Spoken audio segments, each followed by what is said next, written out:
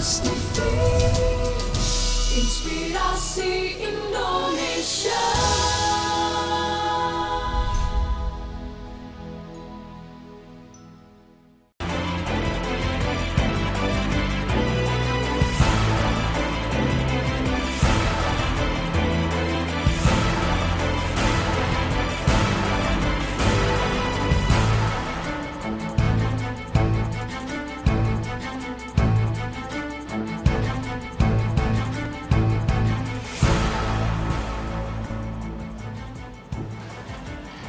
Halo, selamat pagi saudara, apa kabar Anda? Kita bertiga hadir nih ya, seperti biasa selama 2 jam ke depan dalam Kompas Pagi edisi hari ini, Selasa 3 April 2012. Dan Kompas Pagi tentunya senantiasa menyampaikan informasi terkini dan aktual khas redaksi Kompas Pagi. Dan saudara, tentunya redaksi kami juga sudah menyiapkan sejumlah informasi yang diantaranya adalah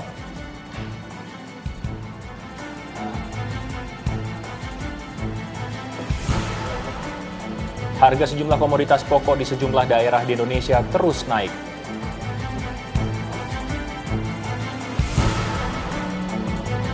Terdakwa kasus suap proyek pembangunan Wisma Atlet Muhammad Nazarudin dituntut 7 tahun hukuman penjara.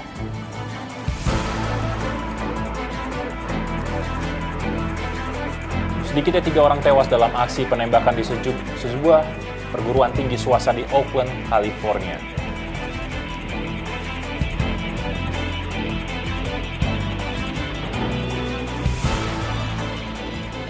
Ya, Indah dan Teguh kalau tadi sudah menyimak apa saja informasi yang disoroti oleh Kompas Pagi hari ini, kita juga punya informasi dari dunia olahraga. Ini kayaknya Glory dari dandanannya udah pas gitu kan, mau membawakan berita olahraga ya Glory ya? Betul sekali. Tapi kasih bocoran dong. Yang menjadi sorotannya adalah kejar-kejaran poinnya antara Manchester United dan juga Manchester City. Pasti menarik seru. tuh. Nah, ini dia informasinya adalah saudara Manchester United mengokohkan posisinya di puncak klasemen dengan keunggulan 5 poin atas Manchester City. Situasi ini tercipta setelah Setan Merah menaklukkan Blackburn Rovers 2-0. Который становится таким образом самым результативным футболистом сегодняшнего матча, самым полезным его игроком. Ну и посмотрите, какой удар. Как это можно выловить? Barcelona optimis.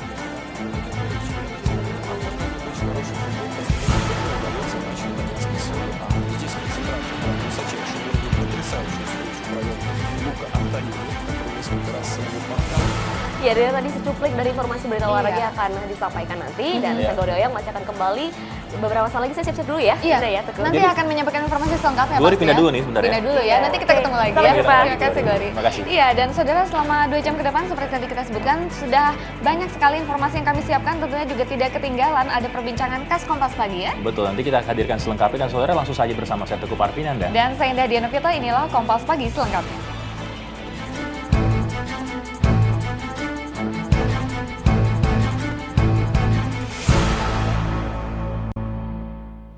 Informasi pertama, saudara, akibat tanggul jebol, permukiman di 5 RT di sekitar Kali Kerukut, Pondok Labu, Jakarta Selatan pada Senin malam terendam banjir. Ya, air yang tiba-tiba naik membuat warga tak sempat membawa dan mengamankan barang-barang mereka.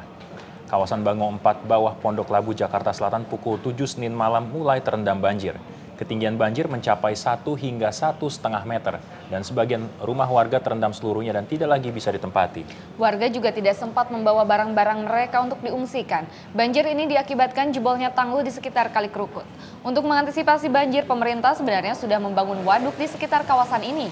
Namun pembangunannya terhenti 2 bulan lalu tanpa alasan yang jelas.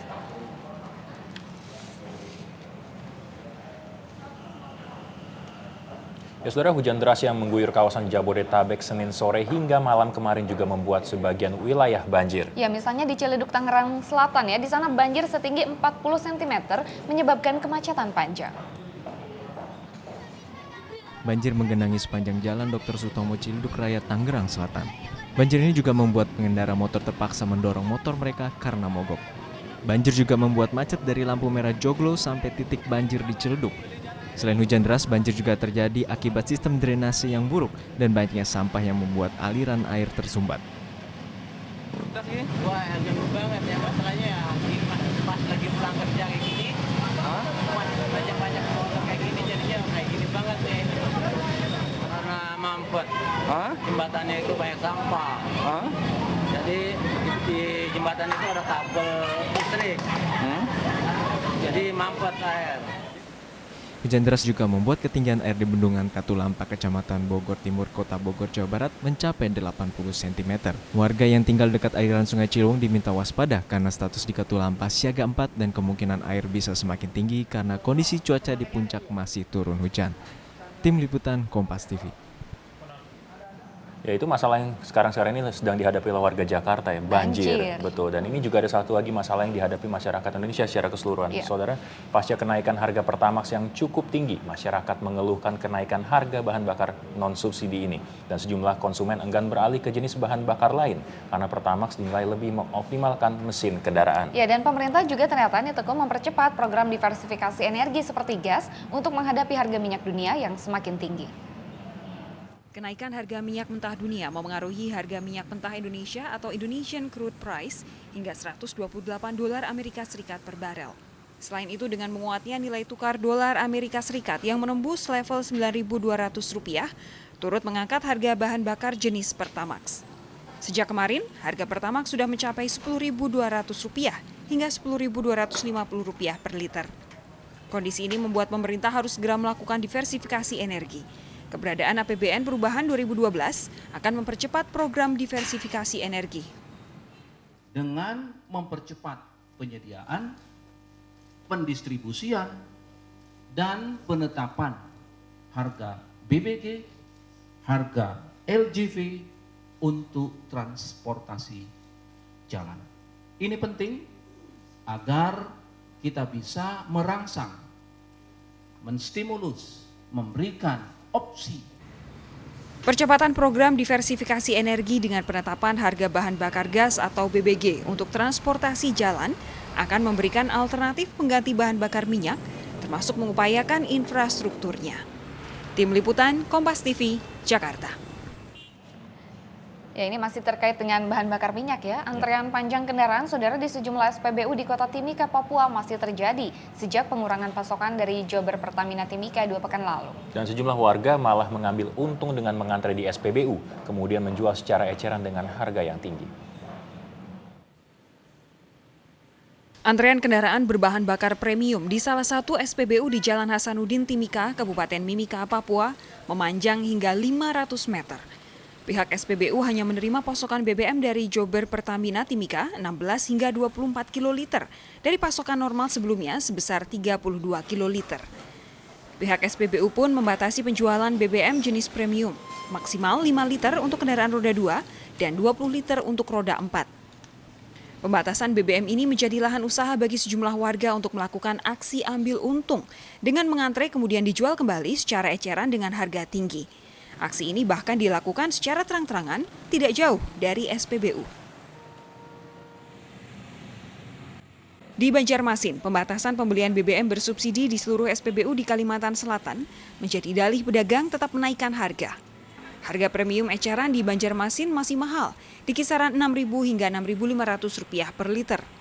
Sebelumnya, bahkan sempat menembus angka Rp8.000 per liter. Tim Liputan Kompas TV, Timika dan Banjarmasin. Ya, saudara, meski paripurna DPR telah memutuskan menunda kenaikan harga BBM bersubsidi, harga sejumlah komoditas pokok di sejumlah daerah di Indonesia sudah terlanjur naik. Ya, para pedagang tetap menjual barang dagangan mereka, yakni kebutuhan pokok dan sayur mayur dengan harga tinggi, karena belum ada penurunan harga dari para petani dan juga dari distributor. DPR dan pemerintah boleh saja menunda kenaikan harga BBM bersubsidi, namun harga komoditas pokok dan sayur mayur terus merangkak naik. Di Depok, Jawa Barat, harga cabai rawit merah melonjak hingga Rp60.000 per kilogram dari sebelumnya hanya Rp23.000 per kilogram. Lonjakan harga cabai juga terjadi di Mataram, Nusa Tenggara Barat. Harga cabai sebelum ada rencana kenaikan harga BBM bersubsidi hanya Rp10.000 per kilogram. Kini dijual dengan harga Rp30.000 per kilogram. Harga tomat juga naik 300%. Dari Rp3.000 2 pekan lalu menjadi Rp12.000 per kilogram saat ini. Harga sayuran di Pasar Pelita, Kota Sukabumi masih tinggi. Harga bawang putih naik dari Rp3.000 menjadi Rp9.000 per kilogramnya. Sementara itu minyak curah dan gula pasir masih tetap tinggi. Minyak curah naik Rp1.000 per kilogram menjadi Rp11.000. Demikian pula gula pasir naik Rp1.000 menjadi Rp10.500 per kilogramnya. Kenaikan sejumlah bahan pokok ini diduga akibat adanya rencana kenaikan harga BBM. Ditundanya kenaikan harga BBM tidak membuat harga kembali normal. Bahkan untuk gula pasir, pasokannya mulai berkurang. Tim Liputan, Kompas TV. Nah, yang ini saudara masih ada hubungannya dengan BBM, tapi kali ini dari sisi politis ya, sebagai akibat dari perbedaan pendapat nih antara pada sidang paripurna kemarin pada pekan lalu nih. Partai Demokrat serius menuntut loyalitas dari partai-partai yang tergabung dalam sekretariat gabungan. Wah, menarik nih, Partai Demokrat akan mengadakan rapat dengan partai koalisi pendukung pemerintah 3 hari mendatang. Dan menurut rencana rapat tidak akan mengikut sertakan Partai Keadilan Sejahtera karena beberapa kali mengambil keputusan yang berseberangan dengan Setgab. Partai Keadilan Sejahtera pasti tak diundang. Kepastian ini dikonfirmasi Ketua Depkominfo Partai Demokrat Ruhut Sitompul. Beberapa hari ke depan, semua partai yang tergabung dalam sekretariat gabungan, partai pendukung pemerintahan mengadakan rapat. Presiden Susilo Bambang Yudhoyono sendiri yang akan memimpin rapat dengan semua partai koalisi.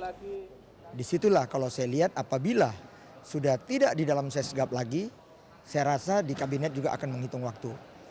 Bahkan kawan-kawan bercanda, ada beberapa kawan dalam Setgab juga beberapa lowongan menteri itu apabila nanti PKS keluar, mereka juga berkeinginan. PKS tidak kecewa jika partainya dikeluarkan dari koalisi. Bahkan PKS ikhlas bila menterinya dicopot dari kabinet. Yang kedua, seperti dinyatakan oleh Ketua Majelis Syuro kami, hak prerogatif Presiden untuk mengangkat atau memberhentikan menteri. PKS siap di dalam ataupun di luar koalisi.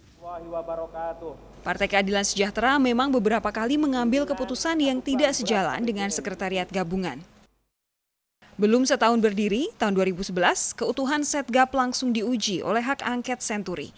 Partai Keadilan Sejahtera setuju DPR menggunakan hak untuk bertanya kepada Presiden tentang kasus Senturi kepada pemerintah. Padahal anggota Setgab yang lain menolak. Masih tentang Senturi, Partai Demokrat harus menerima kekalahan dalam penentuan hak angket pajak oleh Golkar dan PKS sampai akhirnya terbentuk pansus mafia pajak. Untuk urusan kabinet pun, PKS balelo terhadap Setgab. Mereka kecewa dengan pengurangan jatah menteri di kabinet meski belakangan akhirnya menerima. Tahun 2012, Setgab kembali menjadi api dalam sekam. Bersama Partai Golkar, mereka berbeda pendapat tentang rancangan APBNP yang berkaitan dengan harga BBM subsidi.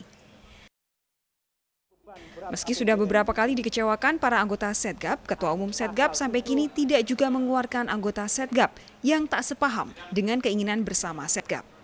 Rani Fadila, Kautsar Umaro, Kompas TV, Jakarta.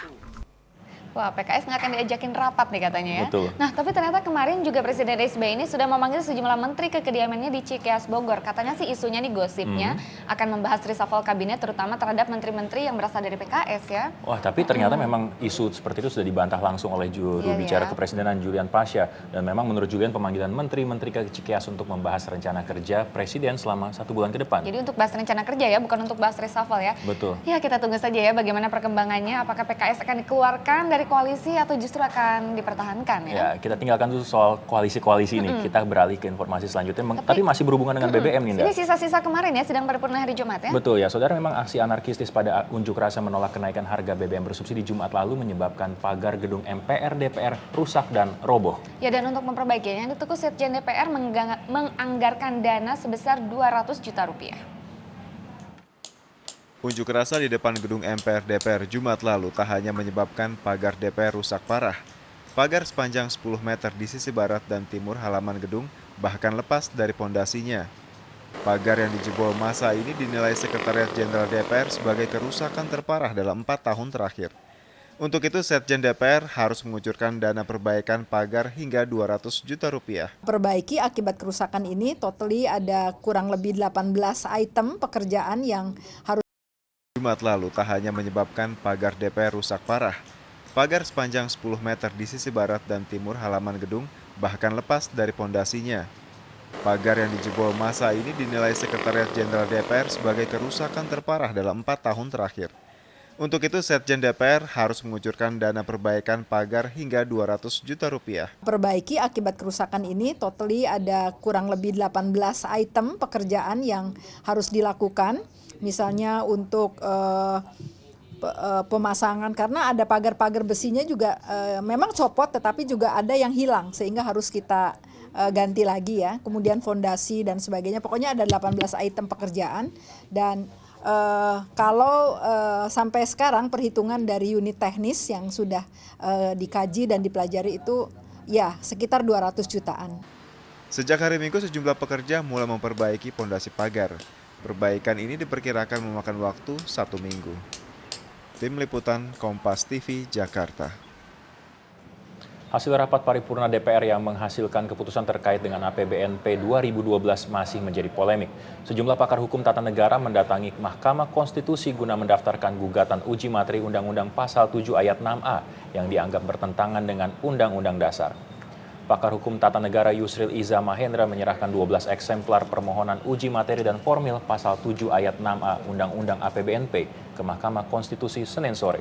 Pasal ini dianggap tidak memberikan kepastian hukum karena mengacu pada harga minyak mentah Indonesia atau mengacu sistem pasar. Yusril menilai undang-undang ini cacat hukum karena bertentangan dengan Undang-Undang Dasar 45. Untuk membatalkan ketentuan Pasal 7 Ayat 6A yang memberikan kewenangan kepada pemerintah untuk menyesuaikan harga BBM itu tergantung kepada fluktuasi harga dari minyak produksi Indonesia di pasar internasional. Untuk rata-rata 6 bulan kalau sudah mencapai kenaikan atau penurunan sebesar 15%, yang kami anggap pasal ayat ini sebenarnya mengandung ketidakpastian hukum, kemudian bertentangan dengan pasal 28D ayat 1 UUD 45 dan bertentangan dengan pasal 28H ayat 1 UUD 45 yang mengatakan bahwa hak setiap orang untuk hidup sejahtera lahir dan batin. Ya, Saudara, apa sebenarnya isi Pasal 7 Ayat 6A Undang-Undang Perubahan Anggaran Pendapatan dan Belanja Negara 2012 yang diperdebatkan ini? Dalam pasal ini, Saudara, disebutkan bahwa harga BBM dapat naik dengan syarat tertentu dan menurut Yusril ini melanggar Undang-Undang Dasar. Pasal ini dianggap menciptakan ketidakpastian di tengah masyarakat. Undang-undang ini tidak memberikan kepastian hukum karena mengacu pada harga minyak mentah Indonesia atau ICP. Dan Saudara, inilah pasal yang dibuat oleh Yusril Iza Mahendra, yaitu pasal yang berbunyi harga BBM dapat naik bila harga rata-rata minyak mentah Indonesia dalam 6 bulan mengalami kenaikan 15% dari asumsi makro APBNP 2012. Ya, tentunya menarik untuk kita simak nanti kira-kira harian Kompas pada hari ini mengangkat topik-topik utama apa saja, Indah ya? Yang pasti mungkin masalah kisruh ataupun juga simpang siur pasal ini juga akan tetap diangkat. Betul, masih berkaitan dengan rencana kenaikan BBM yang kemarin baru saja berlalu ya. Iya, dan Ulas Kompas akan hadir, Saudara, bersama redaktur pelaksana harian Kompas sesaat lagi.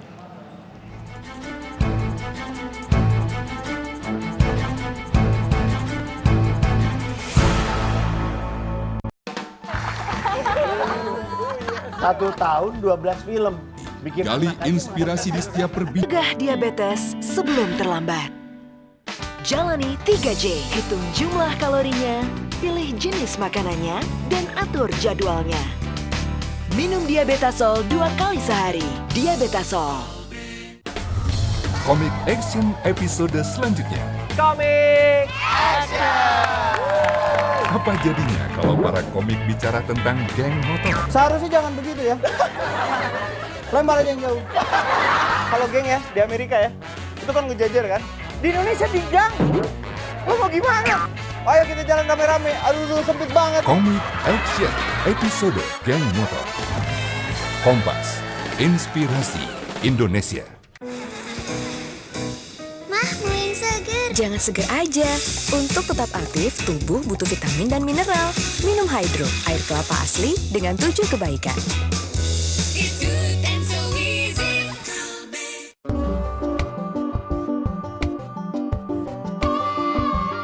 Inilah Indonesia. Sebuah negeri dengan ragam jenis biji kopi. Memiliki aroma khas tersendiri. Harumnya dan cita rasanya. Ada yang istimewa di setiap cangkirnya. Aditaru Prajaga akan mengisahkan kepada Anda. Kita di Indonesia kan kita terbiasa dengan kata-kata petik merah. Udah matang bener pasti merah. Kalau pohon yang sebelah kanan saya ini, mau kita tungguin sampai kapanpun dia nggak akan merah-merah. Karena dia memang matangnya warnanya kuning seperti ini. di Coffee Story setiap Rabu. Kompas, Inspirasi Indonesia.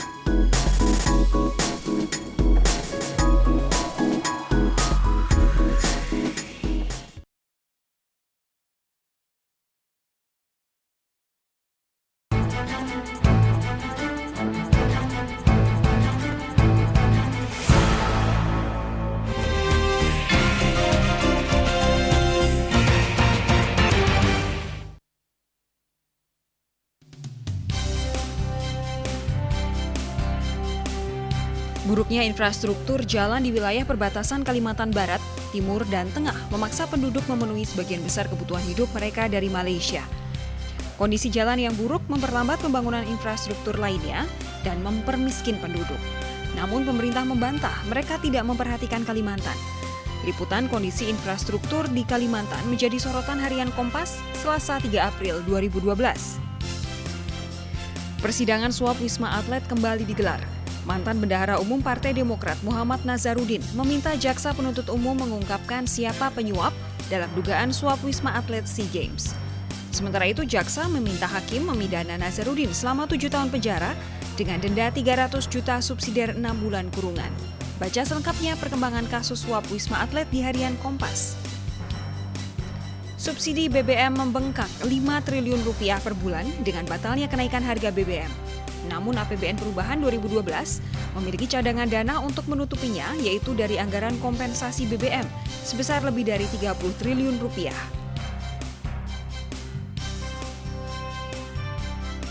Sementara tajuk rencana Kompas mengangkat tentang BBM dan penyingkapan kebenaran.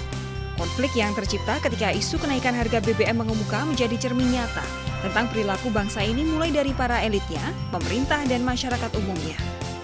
Sensitivitas pemerintah dan politisi terhadap kepentingan masyarakat pun dinilai rendah. Baca juga laporan wartawan Kompas dari Myanmar yang sedang menggelar pemilihan umum SELA, serta sejumlah informasi pilihan lainnya. Hanya di harian Kompas, Selasa 3 April 2012.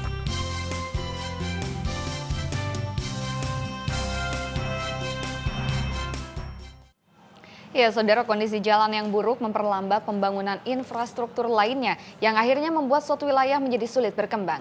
Dengan demikian, kondisi yang dialami oleh penduduk di perbatasan Kalimantan Barat, di Timur, dan juga di Tengah. Namun pemerintah, saudara, membantah mereka tidak memperhatikan pembangunan Kalimantan. Dan topik ini mengisi halaman muka harian Kompas hari ini. Untuk membahasnya lebih detail dan lebih jauh, seperti biasa kita sudah bersama dengan redaktur pelaksana harian Kompas, Mas Budiman Tanurjo. Selamat pagi, Mas Budiman. Indah. Gimana kabarnya hari ini, Mas Bud? Baik. Iya, Mas Bud, ini Kompas selama sudah 2 hari ya, Mas ya, mengangkat mengenai infrastruktur di Kalimantan. Apa temuan teman-teman Kompas di lapangan, Mas?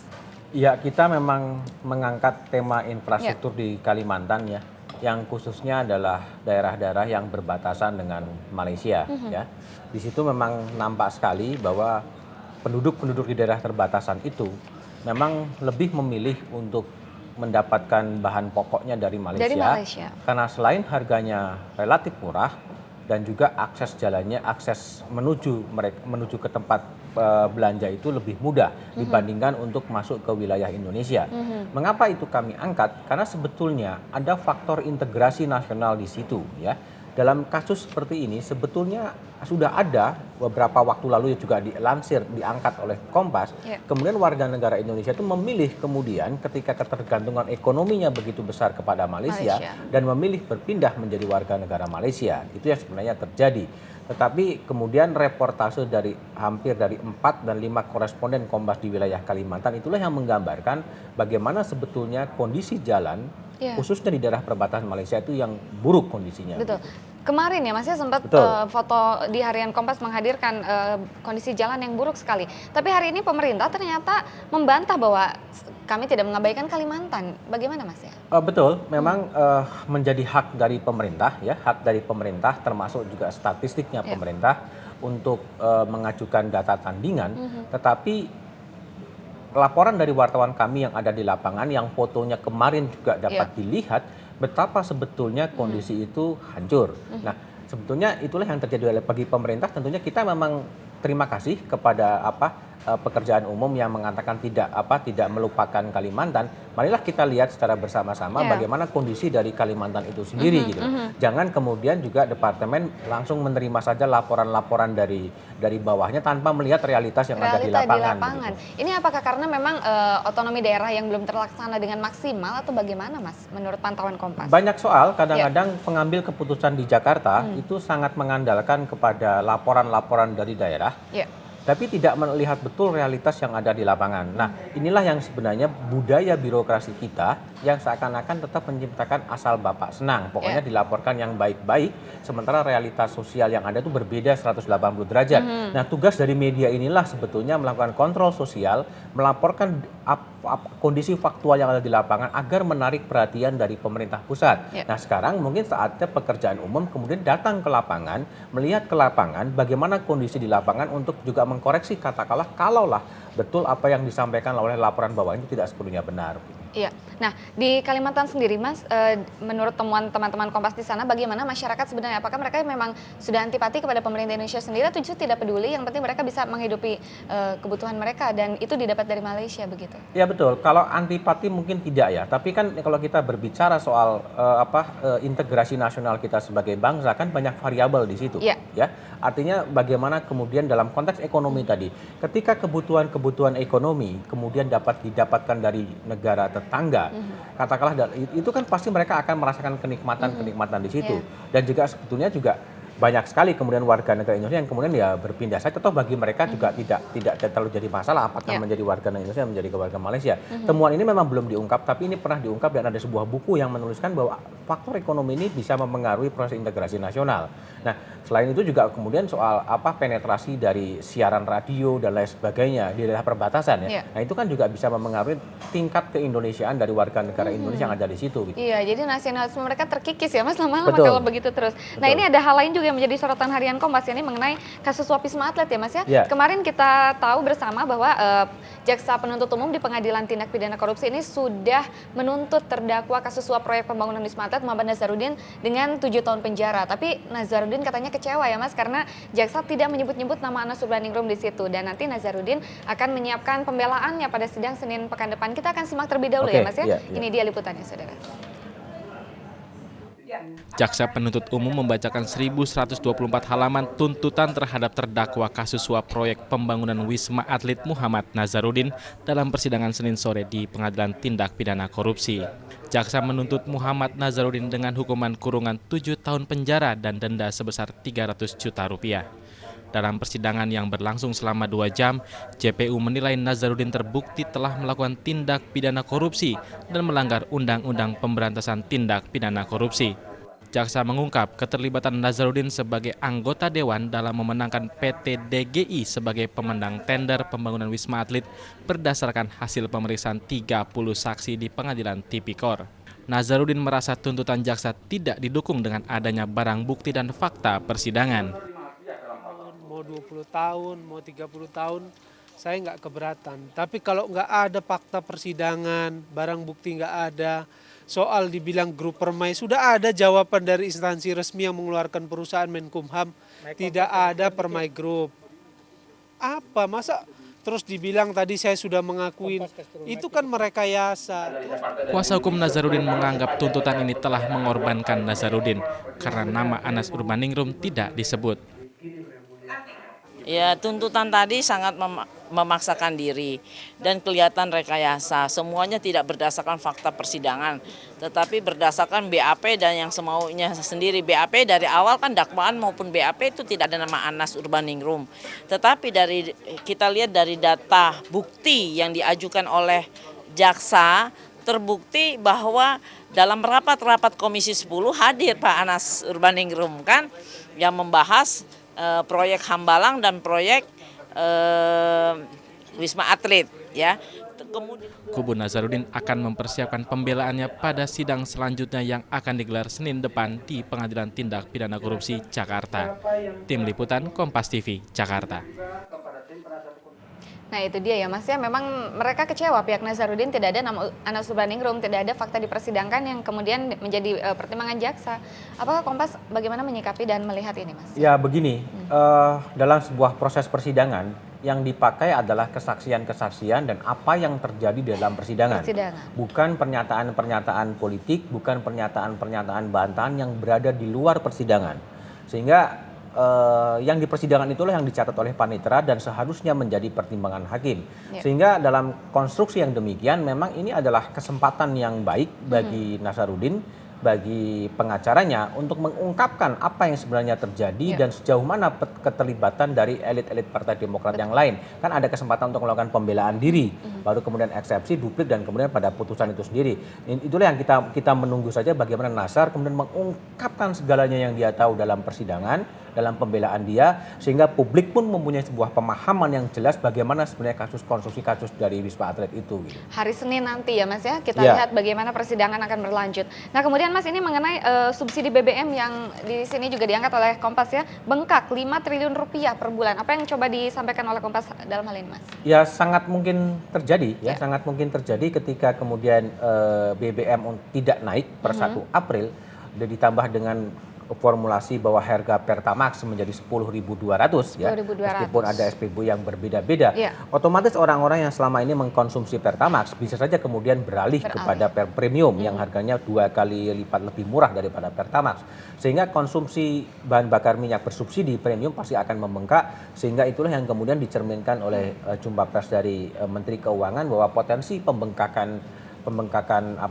subsidi BBM itu bisa sampai pada angka 5 triliun sebulan. Nah inilah kondisi-kondisi yang memang perlu dicermati ya, karena apapun yang terjadi dalam APBNP 2012 juga belum sepenuhnya aman ya dari sisi konstitusional, karena memang ada sekelompok warga negara yang akan mengajukan uji materi ke soal Undang-Undang APBNP 2012. Iya, nah Mas, di tengah kondisi yang begitu karut-marut, ini ternyata kemarin kita ada temuan juga ya Mas, tim liputan kita di lapangan, ini masih mengenai perilaku aparat di pengadilan. Ada 2 oknum jaksa di Kejaksaan Negeri Pangkalan Bun yang diperiksa oleh tim pengawas internal Kejaksaan Tinggi Kalimantan Tengah. Ternyata mereka ini Mas terekam dalam upayanya percobaan pemerasan kepada seorang terdakwa. Kita lihat ya Mas.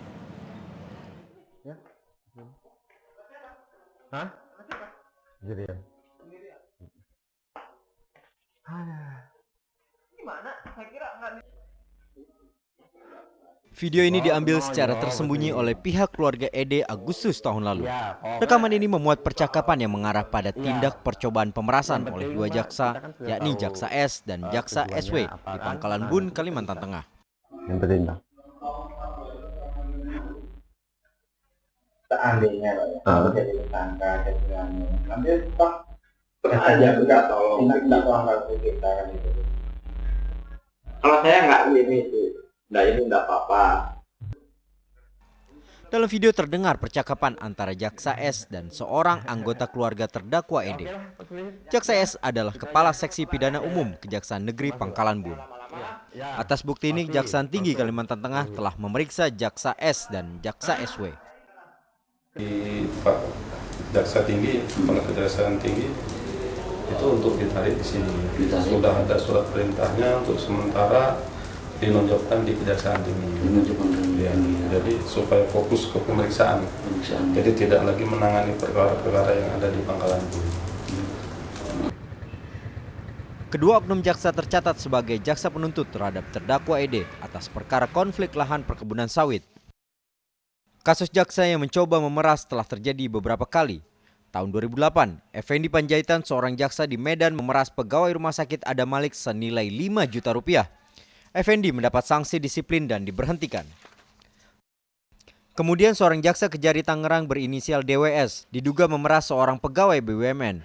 DWS sudah divonis 1,5 tahun penjara. Lalu ada Rahmat, seorang jaksa di Takalar, Sulawesi Selatan. Rahmat diduga memeras senilai 500 juta rupiah terhadap seorang saksi bernama Romi dengan ancaman menaikkan status Romi dari saksi menjadi tersangka. Dan terakhir, Jufrizal tertangkap tangan memeras Suratno, seorang pimpinan pembuat kebijakan Dinas Pekerjaan Umum di Batam dengan meminta uang sebesar 200 juta rupiah. Selama tahun 2011, Kejaksaan Agung telah menjatuhkan sanksi terhadap 189 jaksa. Tapi tindakan tegas itu Kejaksaan Agung sepertinya belum membuat jera para jaksa nakal. Tim Liputan Kompas TV. Ya tentu ini miris sekali ya Mas ya, kondisi yang seharusnya tidak terjadi. Tapi mungkin tadi kalau kurang jelas kita akan lihat sekali lagi ya Mas ya. Saudara, kami juga memiliki rekamannya yang lebih lengkap dan lebih jelas. Kita akan saksikan dulu sebelum Mas Budiman nanti akan komentar ya Mas. Ini dia. Jadi udah masih berapa buat kami berempat aja. Nanti sama PH Jakarta urus tuh di sana. Ini saya dengar tadi ada penyidik ini ngobrol sama saya. Jadi penangguhan itu sekarang lagi dibikin pertimbangannya.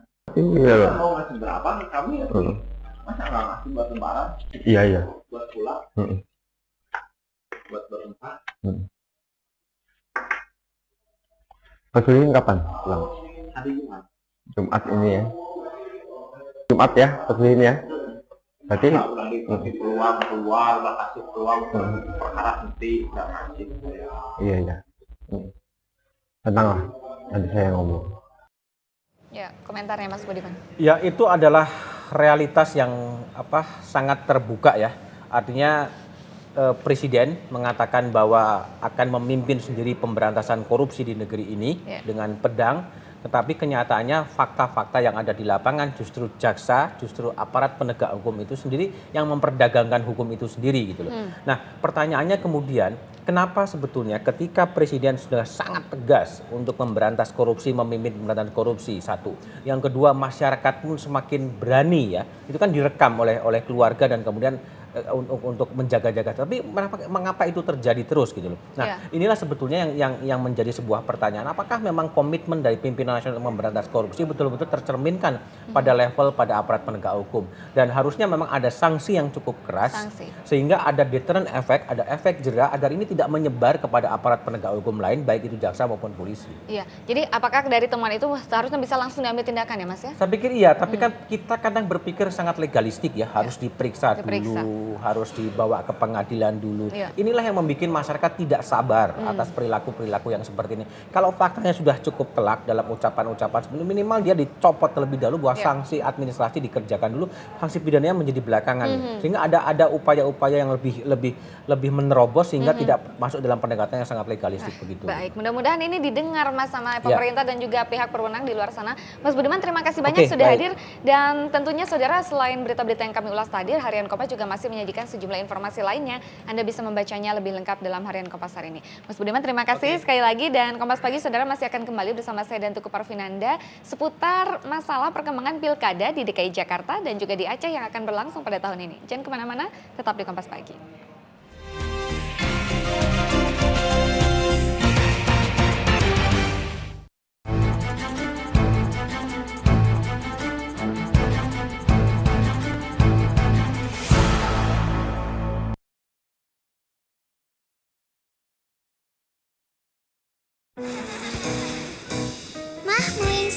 Jangan seger aja. Untuk tetap aktif, tubuh butuh vitamin dan mineral. Minum Hydro, air kelapa asli dengan 7 kebaikan. Cegah diabetes sebelum terlambat. Jalani 3J, hitung jumlah kalorinya, pilih jenis makanannya, dan atur jadwalnya.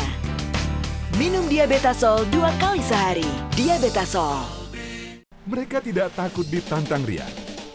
Rian.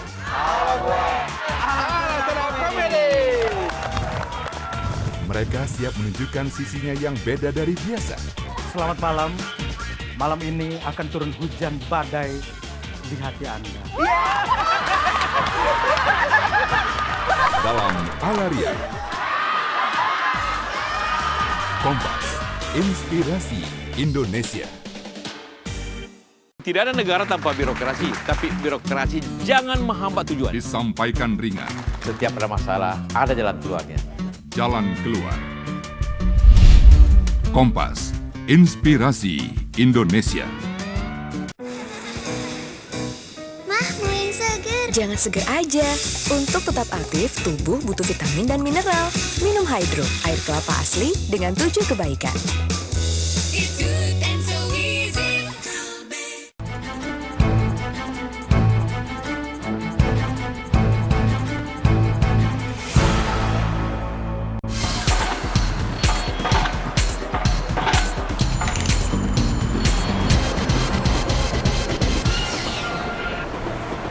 Nah, ini ini belum masuk masa kampanye ya, tapi salah satu bakal calon gubernur DKI Jakarta, Joko Widodo dari PDI Perjuangan, tebar pesona. Senin siang, Jokowi yang masih aktif menjabat sebagai wali kota Solo ini memberikan kuliah umum di kampus Universitas Indonesia di Depok, Jawa Barat. Ya, tebar pesona para bakal calon gubernur dan wakil gubernur DKI Jakarta ini juga dilakukan dengan penempelan poster dan spanduk, layaknya sebuah kampanye. Dan Komisi Pemilihan Umum DKI Jakarta menilai sah keberadaan atribut para bakal calon kepala daerah ini. Dengan menggunakan moda transportasi massa komuter lain, Wali Kota Solo yang juga bakal calon gubernur DKI dari PDI Perjuangan, Joko Widodo atau lebih dikenal Jokowi, menuju kampus Universitas Indonesia Depok, Jawa Barat. Hal tersebut dilakukan Jokowi untuk mencoba sekaligus mengetahui permasalahan transportasi di Jakarta.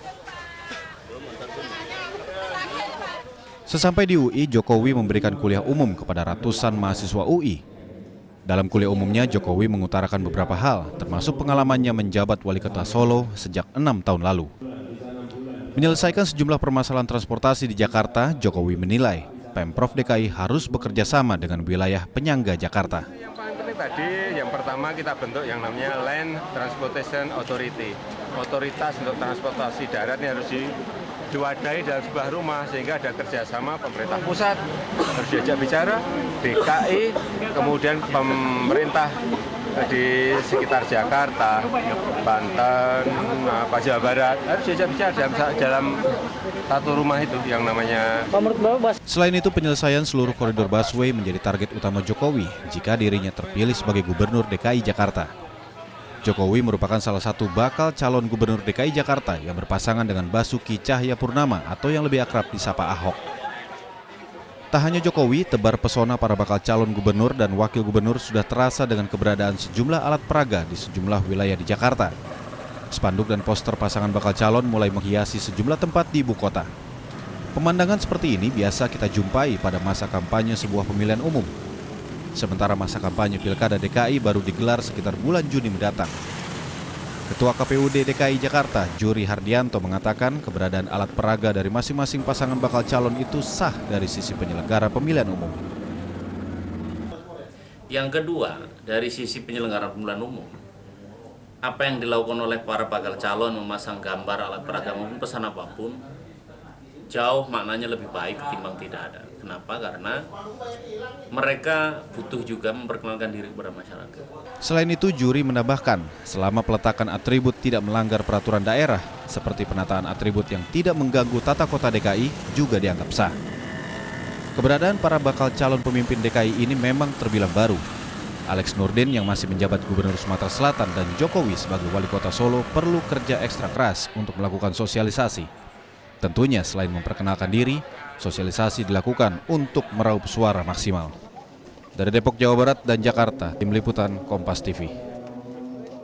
Nah, Indah, terkait Pilkada DKI kali ini memang Senin malam tadi merupakan batas akhir bagi pasangan bakal calon gubernur dan wakil gubernur untuk melengkapi berkasnya, dan hampir dipastikan semua bakal calon sudah melengkapi berkas-berkas. Sudah melengkapi semua berkasnya ya, dan setelah seluruh berkas ini nantinya Teguh akan diverifikasi ya tentu oleh KPUD DKI Jakarta. Hasilnya akan diumumkan 10 Mei mendatang untuk mengetahui siapa saja nih kira-kira yang bakal lolos. Wah, menarik nih, kita tunggu saja nanti hasilnya Kita seperti tunggu apa saja. ya. Tadi kalau misalnya lihat spanduk-spanduknya udah mulai menjanjikan ya, kesehatan gratis, pendidikan gratis, padahal memang nggak mudah karena Jakarta ini punya segudang masalah ya. Memang mengucapkan janji itu selalu yang paling mudah. Nah, salah satunya ini adalah masalah Jakarta sebagai kota penyangga negara ini, saudara, adalah mengenai perumahan ya. Salah satunya ini masalah permukiman ataupun juga permukiman kumuh lah lebih tepatnya yang banyak tersebar di Jakarta. Iya betul, permasalahannya memang tidak pernah usai dan menjadi pekerjaan rumah bagi pemimpin ibu kota. 2 tahun sudah, pasangan asal Lampung ini bersahabat dengan Ciliwung di kawasan Cawang, Jakarta Timur.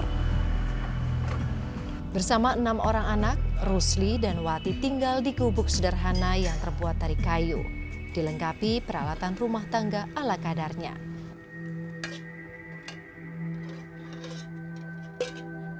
Risiko tergerus air sungai di kala musim hujan, serta rentan terhadap penyakit, tak lagi mereka hiraukan. Setiap hari, Rusli menyisir sudut sungai Ciliwung mencari sampah yang bisa dijual agar dapur keluarganya tetap ngebul. Meski bisa mendapatkan uang 1,5 hingga 2 juta rupiah per bulan, bagi mereka biaya hidup di Jakarta jauh lebih besar dari hasil keringat setiap hari.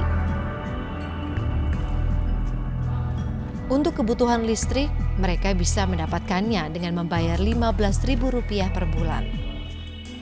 Tidak hanya bagi pasangan Rusli dan Wati, nasib hidup di kolong jembatan pun dialami sekitar 40 keluarga lainnya. Pengen, cuma kalau kita lihat keadaan ekonomi kita nggak tercapai bagaimana? Istilahnya kalau di sini nih, istilahnya makin jaya wilayah Jakarta makin tinggi risikonya. Ya. Magnet Jakarta seolah tak pernah sirna, menarik mereka untuk mencari nafkah serta mengadu nasib di Jakarta. Meskipun arus urbanisasi ke Jakarta dari tahun ke tahun jumlahnya cenderung menurun, tapi Jakarta masih menjadi magnet yang kuat bagi para pendatang. Tercatat pada 2003 lalu, lebih dari 200.000 orang masuk ke Jakarta. Jumlah ini memang cenderung menurun bila dibandingkan dengan data tahun 2011, yaitu hanya sekitar 50.000 orang masuk ke Jakarta. Jangan lupa, tingkat persaingan di Jakarta sangatlah tinggi, sedangkan lapangan pekerjaan terbatas. Siapa yang kuat akan bertahan dan siapa yang lemah harus siap masuk ke dalam jurang kemiskinan. Digaungkan sebagai salah satu solusi permasalahan perumahan kumuh, kondisi rumah susun Marunda kini justru memprihatinkan. Dari 26 blok yang telah dibangun, hanya 8 blok saja yang terisi.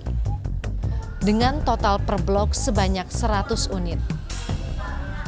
Rencananya waktu itu kan dibilang kata rumah susun itu dibicarakan untuk orang-orang yang susah, yang kebakaran, yang untuk inilah katanya orang-orang kolong yang nggak punya rumah. Tapi nyatanya orang-orang sana tuh nggak bisa kuat karena perekonomian yang begitu tinggi di sini, yaitu masalah transportasi. Di tengah solusi ini, pembangunan rumah susun sebagai upaya menghilangkan pemukiman kumuh dinilai bukanlah jalan keluar yang terbaik. Memindahkan kaum miskin dan tidak mampu ke suatu wilayah tertentu semakin menimbulkan kesenjangan sosial, budaya, dan ekonomi. Tapi mereka tidak sewa, mereka hanya harus bayar listrik atau mereka gandol listrik atau ada pengeluaran-pengeluaran yang tidak untuk menyewa rumah. Nah sekarang pemecahannya mereka harus sewa rumah dan kehilangan pekerjaan karena pekerjaan mereka ada di tempat di mana mereka tadinya digusur. Rusli, Wati, dan ratusan atau bahkan ribuan warga lainnya yang bernasib serupa berharap hak sebagai warga negara Indonesia untuk mencari penghidupan yang layak bisa terwujud, meski harus bertarung dengan kerasnya ibu kota. Di tangan pemimpin Jakarta yang baru nantilah nasib mereka dipertaruhkan. Sebuah pekerjaan yang tak mudah bagi gubernur terpilih mendatang. Meski menyandang sebagai ibu kota negara, Jakarta ternyata masih memiliki banyak wilayah permukiman kumuh.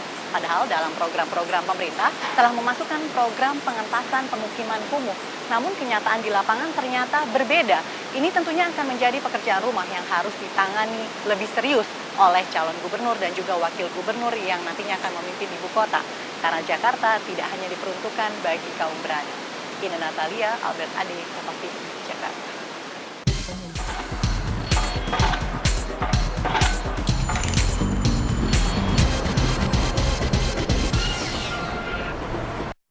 Ya, 3 pemimpin daerah di Indonesia mendapat nominasi untuk menjadi salah satu pemimpin daerah terbaik atau wali kota terbaik di dunia. Ini menurut Yayasan City Mayor yang menjadi nomini mereka ini siapa aja nih kira-kira Teguh? Mari kita lihat bersama. Yang pertama di sini ada wali kota Solo Joko Widodo, lalu kemudian ada wali kota Surabaya Tri Risma Harini dan Gubernur Sulawesi Selatan Syahrul Yassin Limpo. Dan mereka bertiga akan bersaing dengan 15 wali kota dari Amerika Utara, 12 orang dari Amerika Latin, 24 dari Eropa, 17 dari Asia, 3 dari Australia dan Selandia Baru, serta 6 dari Afrika. City Mayor Foundation membuat sebuah penghargaan The World Mayor Prize. Penghargaan ini saudara dianugerahkan setiap 2 tahun sekali untuk wali kota yang telah membuat kontribusi kepada masyarakatnya dan telah mengembangkan visi untuk kehidupan dan pekerjaan di perkotaan. Nominasi World Mayor Prize tahun ini akan diterima sampai pertengahan Mei 2012 dan akan diperbaharui secara berkala hingga mencapai 25 nominator yang akan dipublikasikan pada awal Juni 2012. Dan pemenang dari World Mayor Prize 2012 ini akan diumumkan pada awal Desember 2012 ya Teguh ya? Iya, jadi kita tunggu saja kira-kira siapa dari para pemimpin daerah kita yang bisa mendapat kebanggaan untuk bisa memenangkan penghargaan tersebut. Tapi ada 3 ya, lumayan bangga juga loh kita masuk. Ada 3 dan salah satunya menjadi calon Jakarta 1. Jakarta 1 Betul. tadi ya. Nah ini ngomong-ngomong soal pilkada lagi, bukan hanya Jakarta ya yang akan segera memiliki pemimpin baru. Ada Aceh juga. Ya, dan menjelang Pilkada Aceh, para kandidat calon gubernur dan wakil gubernur melakukan kampanye terbuka di sejumlah lokasi. Dalam pelaksanaannya nih Teguh, kampanye ini berjalan tertib dan lancar.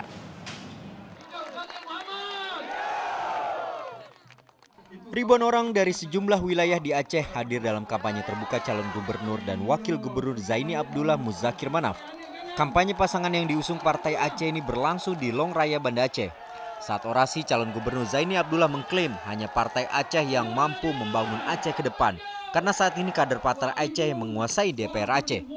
Pasangan ini berjanji jika menang akan menggratiskan biaya pengobatan di rumah sakit umum di seluruh kabupaten dan kota. Kandidat dari pasangan lain melakukan protes terhadap Panwaslu. Tim sukses Seoramo Irwandi Muhyani Senin siang melaporkan 23 kasus pelanggaran ke Panwaslu Provinsi Aceh. Selama pelaksanaan Pilkada Aceh 2012, telah terjadi kasus pelanggaran administratif, kekerasan dan intimidasi terhadap tim sukses dan masa pendukung pasangan Irwandi Muhyan. Tim sukses Irwandi Muhyan juga kecewa terhadap kinerja Panwaslu Provinsi Aceh karena sejumlah pelanggaran administratif yang dilakukan oleh Partai Aceh belum ditindaklanjuti. Teguh Umar, Kompas TV, Banda Aceh. Ya, Indah, tadi kalau ada informasi mengenai calon para kepala daerah, nanti kita juga punya informasi dari teman-teman kita yang ada di daerah nih. Iya, nanti ada Gita dari Bandung dan ada beberapa juga ya dari kota lain ya. Iya, jadi jangan kemana-mana, saudara, tetaplah bersama kami di Kompas Pagi.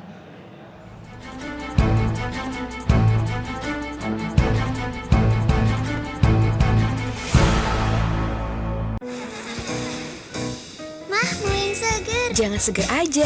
Untuk tetap aktif, tubuh butuh vitamin dan mineral. Minum Hydro, air kelapa asli dengan 7 kebaikan.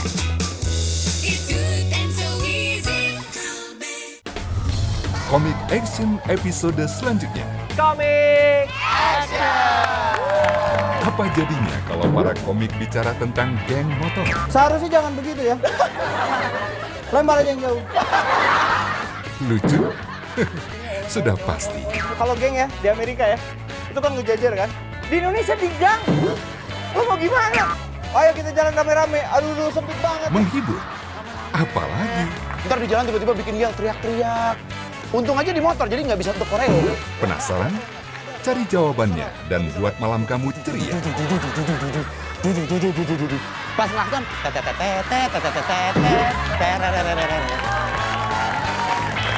tilang bapak dengan bismillah. Komik Action episode Geng Motor. Rabu 4 April jam 8 malam. Kompas, inspirasi Indonesia. Cegah diabetes sebelum terlambat. Jalani 3J, hitung jumlah kalorinya, pilih jenis makanannya, dan atur jadwalnya. Minum Diabetasol 2 kali sehari. Diabetasol.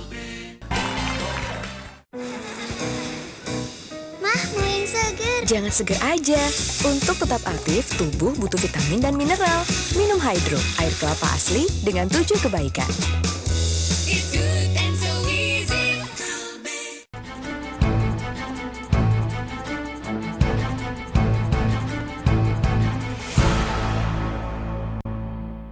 Seperti janji kita tadi, kita akan menghadirkan laporan dari teman-teman kita di kota lain ya. Dan kita akan menuju ke Bandung, Jawa Barat karena di sana sudah ada teman kita yang sudah siap untuk menyampaikan laporannya, Gita Tresna. Halo, selamat pagi Gita.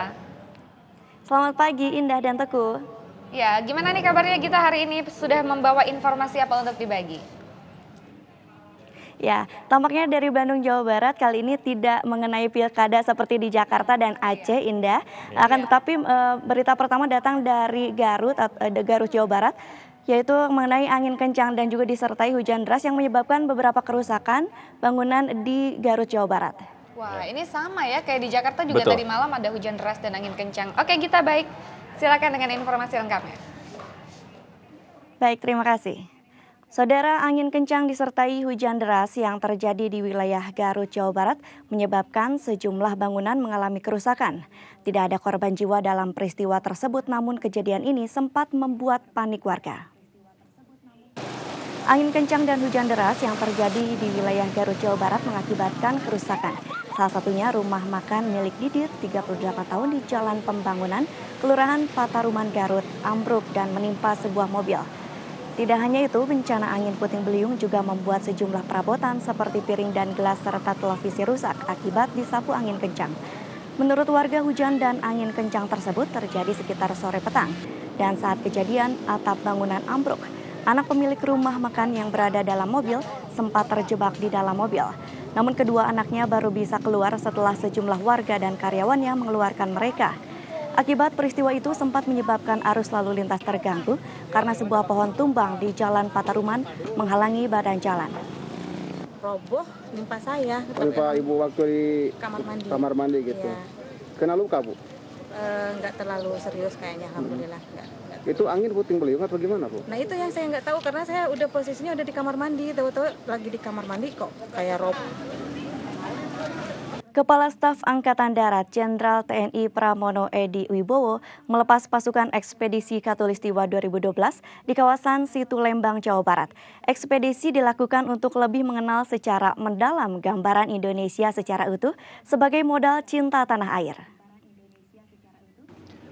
1.300 anggota gabungan Tentara Nasional Indonesia, mahasiswa, dan peneliti dilepas Kepala Staf Angkatan Darat atau Kasat Jenderal TNI Pramono Edy Wibowo di lapangan latihan Komando Pasukan Khusus Kopassus di kawasan Situ Lembang, Kabupaten Bandung Barat, Jawa Barat.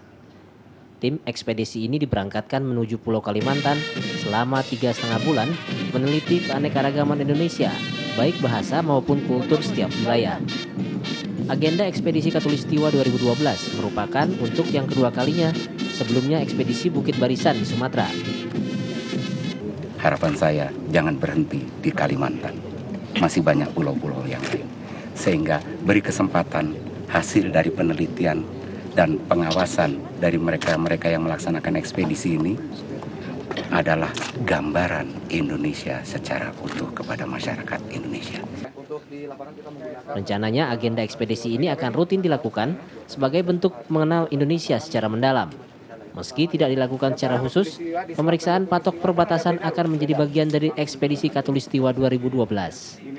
Ahmad Fadilah, Bandung Barat, Jawa Barat. Demikian informasi dari Bandung, Jawa Barat. Indah dan Teguh.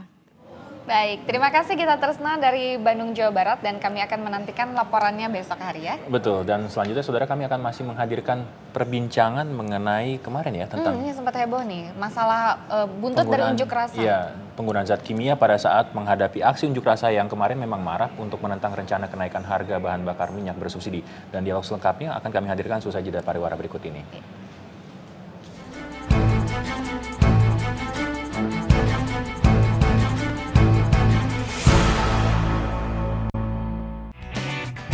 Kompilasi informasi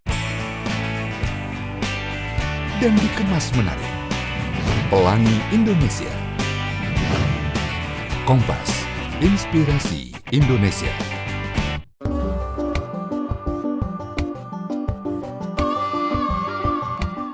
Inilah Indonesia, sebuah negeri dengan ragam jenis biji kopi.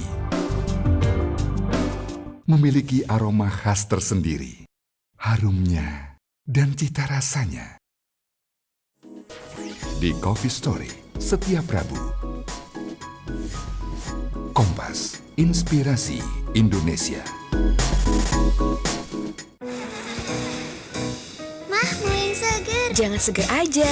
Untuk tetap aktif, tubuh butuh vitamin dan mineral. Minum Hydro, air kelapa asli dengan 7 kebaikan.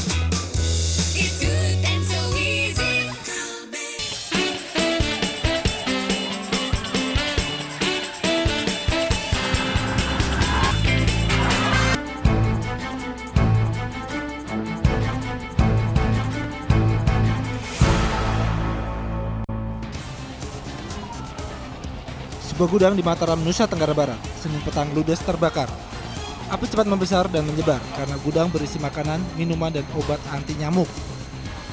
Belasan unit mobil pemadam kebakaran, termasuk mobil meriam air, diterjunkan untuk memadamkan api. Selama 3 jam berjuang, petugas akhirnya dapat mengatasi kebakaran. Akibat kebakaran, pemilik gudang rugi hingga miliaran rupiah. Seorang tenaga kerja Indonesia asal Lombok Barat, Nusa Tenggara Barat terancam hukuman mati. Safi'i dituduh membunuh mandor di tempat kerjanya di Johor, Malaysia. Khawatir akan nasibnya, keluarga Safi'i mengadukan kasus ini ke sebuah LSM pemerhati buruh migran di Mataram. Keluarga berharap pemerintah Indonesia bisa memberikan bantuan hukum sehingga Safi'i bisa lolos dari hukuman mati. Keluarga mengaku mengetahui kasus ini dari salah satu teman kerja Safi'i. Saat ini Safi'i yang menjadi tulang punggung keluarga ditahan di penjara Batu Gajah, Keluang, Johor. Bank Indonesia Wilayah Denpasar, Bali mengakui adanya limbah uang yang tercecer dan ditemukan warga di Jalan Tukat Balian, Denpasar.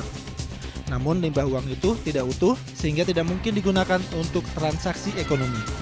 BI Denpasar setiap pekan membuang sekitar 30 karung racikan uang tidak layak edar (UTLE).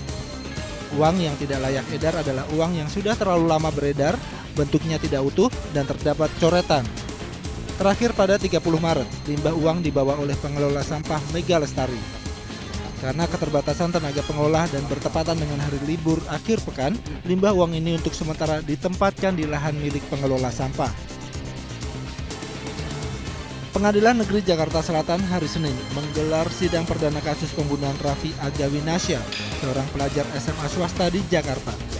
Sidang menghadirkan terdakwa pelaku utama pembunuhan, Muhammad Febri Awan.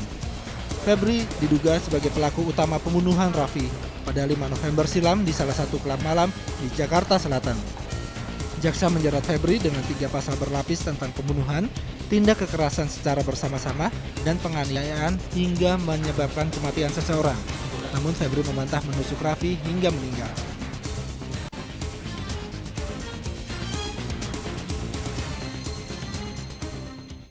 Saudara, unjuk rasa menentang kenaikan harga BBM bersubsidi Jumat lalu menyisakan dampak bagi sejumlah wartawan dan polisi yang bertugas, dan mereka terluka akibat terkena cairan kimia dalam aksi unjuk rasa tersebut. Ya, termasuk salah satunya rekan kita ya di Kompas TV. Dan saudara, polisi kini sudah menyatakan bahwa mereka menemukan titik terang untuk menangkap pelaku yang membawa cairan kimia. Kericuan dalam unjuk rasa yang berlangsung Jumat 30 Maret di depan gedung DPR MPR memakan korban dari pihak wartawan. Juru kamera Kompas TV Alfi Apriyandi menjadi salah satu korban cairan kimia yang disemprotkan saat aparat berupaya membubarkan massa. Beberapa jurnalis lain juga menjadi korban, seperti juru kamera Jak TV Ananto Handoyo yang kini mengalami luka bakar di wajah dan tangan. Senin siang Ananto melaporkan kejadian yang menimpanya ke Ketua Komisi Pengaduan Masyarakat dan Penegakan Etika Dewan Pers, Agus Sudibyo. Bukan hanya para jurnalis, staf Humas Polda Metro Jaya Aibtu Sujono juga melaporkan kejadian serupa ke Sentra Pelayanan Kepolisian Terpadu Polda Metro Jaya. Aibtu Sujono terkena cairan kimia hingga leher sebelah kirinya melepuh. Rasanya pedes, perih, pegel, sakit, udah campur. Cairan yang mengenai sejumlah aparat kepolisian dan jurnalis saat unjuk rasa menolak kenaikan harga bahan bakar minyak kemungkinan adalah asam sulfat yang biasa digunakan untuk pengujian logam dan campuran air aki. Ya, kalau yang pekat yang bahaya sekali karena begitu terkena kulit itu akan melepuh atau dia akan merusak dan seperti korosif gitu. Jadi dia akan merusak bisa sampai ke dalam, bahkan sampai ke jaringan kulit, jaringan daging, bahkan sampai ke tulang. Polisi kini menyelidiki oknum pelaku penyemprotan cairan kimia. Tim Food Lab 4 Mabes Polri juga tengah memeriksa sejumlah barang bukti yang terkena cairan kimia itu.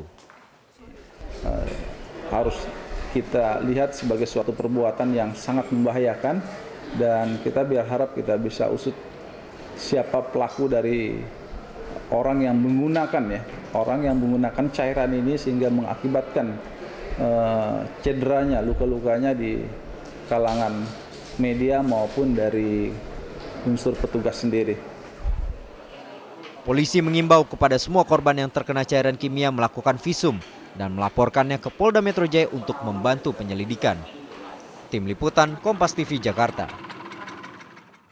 Sejumlah wartawan dan polisi terluka saat berada di tengah unjuk rasa menolak kenaikan harga BBM pada pekan lalu. Mereka terkena zat kimia yang diduga sengaja dilemparkan oleh orang-orang tertentu untuk melukai, dan belum ada kepastian mengenai hal ini. Jika benar, Siapakah yang sengaja menyebarkan zat kimia ini di tengah area demonstrasi? Nah, ini juga tentu menjadi pertanyaan kita bersama ya. Siapa yang menyebarkan, lalu zat kimia apa sebenarnya yang disiramkan? Ada yang bilang tadi ini katanya adalah asam sulfat ya. Tapi untuk itu saudara kita akan memperbincangkannya dan bagaimana juga polisi menyikapi hal ini. Betul. Sudah hadir di studio kami Kepala Laboratorium Afiliasi Departemen Kimia Fakultas MIPA UI Bapak Sunardi. Kemudian ada Kadif Humas Mabes Polri Irjen Saud Usman Nasution, Pak Saud, dan Waalaikumsalam, rekan kami Alfi Apriyayandi yang juga menjadi salah satu korban terkena cairan kimia ya, Vi ya. Selamat pagi semuanya. Gimana Vi kondisinya sekarang? Sudah mulai membaik, tapi masih ada sedikit terasa perih lah. Iya, mungkin Alfi bisa menceritakan pada saat itu seperti apa sih? Kronologis awalnya kan saya posisinya lebih dekat di kelompok massa sudah terbagi dua. Mayoritas sebelah kanan gedung DPR itu adalah massa dari buruh, sebelah kiri gedung DPR itu mayoritas rata-rata dari mahasiswa, teman-teman mahasiswa kan. Posisi saya sih sebenarnya dekat dengan massa dari buruh gitu loh. Dan saya menghadap ke arah dua kelompok anggota kepolisian dan massa. Dan sebelah kanan saya 2 meter itu massa buruh. Itu saat itu jam berapa ya, Vi? Ya malam, saya nggak tahu detik-detik terakhir sebelum pembubaran. Karena saya dan teman-teman wartawan yang lain itu biasanya kan kalau meliput demo itu ada peringatan untuk dibubarkan atau segala macam. Tapi ini tidak ada tanda-tanda, tapi memang kami disuruh minggir teman-teman wartawan oleh aparat kepolisian, suruh minggir, wartawan minggir. Yang saya masih yakin belum ada indikasi untuk dibubarkan itu karena massa buruh masih pada duduk gitu. Saya masih mengambil gambar. Bagaimana Alfi merasakan ketika cairan itu terkena ke tubuh Alfi? Setelah chaos terjadi, tiba-tiba baju, tas basah semua, kamera basah. Nah, pada saat itu langsung terasa panas gitu loh. Panas, saya konsentrasi melindungi kamera juga, saya lap kamera pakai baju karena saya mau ngambil gambar, kesulitan karena lensa tertutup air gitu kan. Saya kira air biasa gitu. Dan pada saat pengamatan di lapangan, Alfi sendiri melihat siapa saja kira-kira yang terkena? Selain dari tadi kita juga sudah menyaksikan ada beberapa yang sudah menyampaikan laporan ke pihak kepolisian. Yang saya lihat itu yang lagi bermandi botol air mineral itu anggota kepolisian, temen dari Jak TV itu saya melihat itu lagi pada mandi kepanasan gitu kan. Tapi karena saya masih bisa bertahan, saya lari mengambil gambar lagi sampai naik ke atas jembatan gitu. Baik, nah Pak Sunardi tadi mungkin sudah sempat ya melihat juga tayangannya, kemudian penjelasan Alfi. Nah menurut Bapak ini apa Pak? Cairan apa ini Pak? Ya, kemarin kan ada beberapa contoh tas yang dibawa ke laboratorium ya. Kemudian dari bekas-bekasnya itu coba kita uji gitu. Itu sepertinya asam sulfat ya. Jadi benar ya Pak ya? ya? Jadi saya lihat juga bekas lukanya itu seperti karena asam sulfat. Dampaknya apa Pak bagi tubuh yang paling ekstrim Pak? Apa bahayanya? Ya, asam sulfat itu menghancurkan semua benda-benda organik ya. Jadi seperti tubuh kita ini organik ya dia hancur seperti larut begitu. Ya. Dan kalau kita lihat ke aplikasi sehari-hari, kita bisa menemukan asam sulfat ini biasanya di mana Pak? Banyak digunakan untuk isi aki mobil gitu, dan itu mudah sekali didapatkan di Tapi setahu saya kalau untuk air isi ulang seperti itu nggak mengakibatkan luka begitu Pak? Iya, kalau memang yang asam sulfat untuk isi aki itu yang botol merah itu kadarnya masih relatif rendah ya. Jadi artinya kalau misalnya kena kulit itu gatal-gatal gitu dan melepuh saja gitu. Nah Pak Saud ini sudah sejauh mana Pak sekarang penyelidikannya Pak? Ada korban dari polisi juga Pak Saud? Ya, jadi sebelum saya menjawab ke situ saya kira ini kita perlu ulang kembali ya. Supaya nantinya seluruh masyarakat yang akan menyampaikan aspirasi ini paham betul. Sehingga nantinya tidak saling katakan bahwa kami tidak tahu. Kalau kita lihat di Undang-Undang 998 tentang kemerdekaan menyampaikan pendapat ini, jelas di sana sudah diatur. Pertama, ada hal-hal yang tidak boleh tempat dilakukan penyampaian aspirasi atau unjuk rasa, itu jelas. Seperti misalnya di Istana Negara, di pelabuhan laut, pelabuhan udara, di terminal angkutan darat, stasiun kereta api, tempat-tempat ibadah, instalasi militer, rumah sakit, dan tempat-tempat objek vital nasional. Ini yang tidak boleh, yang pertama. Terus yang kedua, juga diatur tentang tidak boleh membawa benda-benda atau zat yang bisa membahayakan atau keselamatan orang lain. Itu jelas diatur di situ.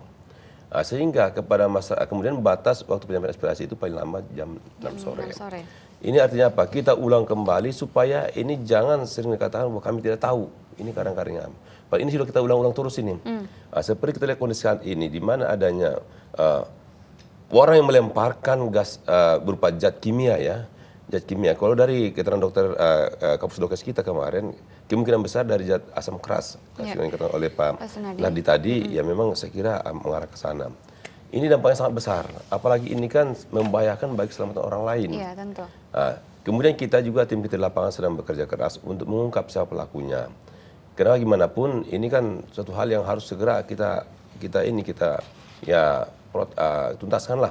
Karena bagaimanapun nantinya kalau ini tidak tuntas nanti kan bisa berdampak kepada yang lain-lain. Ya, ini sudah sampai mana Pak? Ini kan tadi sudah ada tas dan juga beberapa benda ya Pak yang sudah dibawa ke laboratorium, itu mungkin bisa diketahui siapa pemiliknya, bagaimana Pak? Jadi ini sedang berproses.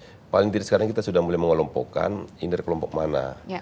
Karena kalau kita amati dari pelaksanaan unjuk rasa belakangan ini, memang ada spesial yang khusus untuk bikin trouble dalam unjuk rasa. Jadi tidak murni penyampaian aspirasi.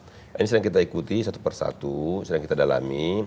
Biar tim bekerja di lapangan untuk menuntaskan ini, sehingga nanti diharapkan secepatnya bisa terungkap. Baik, ini tentu dampaknya juga tadi Pak Sunardi sudah menjelaskan ya sebegitu beratnya kalau misalnya mungkin kita perlu telusuri lagi lebih lanjut lagi, kita bahas lebih lanjut dengan Pak Sunardi. Kira-kira dampak terberatnya seperti apa sih Pak dari zat ini? Iya, dan nanti Alfi juga mungkin akan menjelaskan kata dokter apa nih terhadap Namun yang kita tahan dulu, ternyata. nanti kita akan sambung lagi selesai jeda pariwara berikut ini. Dan saudara tetaplah bersama kami di Kompas Pagi.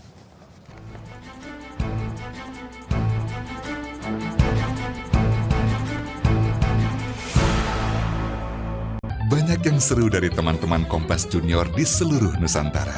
Di sini, mereka spesial membaginya untuk kamu. Di Ensiklopedi Anak Nusantara. Kompas, inspirasi Indonesia. Ada yang baru untuk menemani pagi Anda. Setiap Senin sampai Jumat jam 8 pagi. Kami hadirkan informasi dan tips yang istimewa. Selamat pagi. Beragam. Banyak yang seru dari teman-teman Kompas Junior di seluruh Nusantara. Di sini, mereka spesial membaginya untuk kamu. Di Ensiklopedi Anak Nusantara. Kompas, inspirasi Indonesia. Ada yang baru untuk menemani pagi Anda. Setiap Senin sampai Jumat jam 8 pagi. Kami hadirkan informasi dan tips yang istimewa. Selamat pagi. Beragam referensi dan serba-serbi tentang segala macam kebutuhan Anda. Jadi, lengkapkan pagi Anda dengan Sapa Pagi setiap Senin hingga Jumat jam 8 pagi. Kompas, inspirasi Indonesia. Mah, mau yang seger? Jangan seger aja. Untuk tetap aktif, tubuh butuh vitamin dan mineral. Minum Hydro, air kelapa asli dengan 7 kebaikan. Teman-teman Kompas Junior di seluruh Nusantara. Di sini, mereka spesial membaginya untuk kamu. Bermain dengan alam,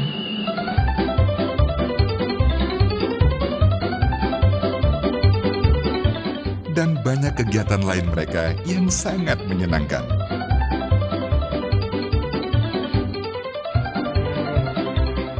Ayo, dengar dan saksikan cerita mereka di Ensiklopedi Anak Nusantara. Kompas, inspirasi Indonesia.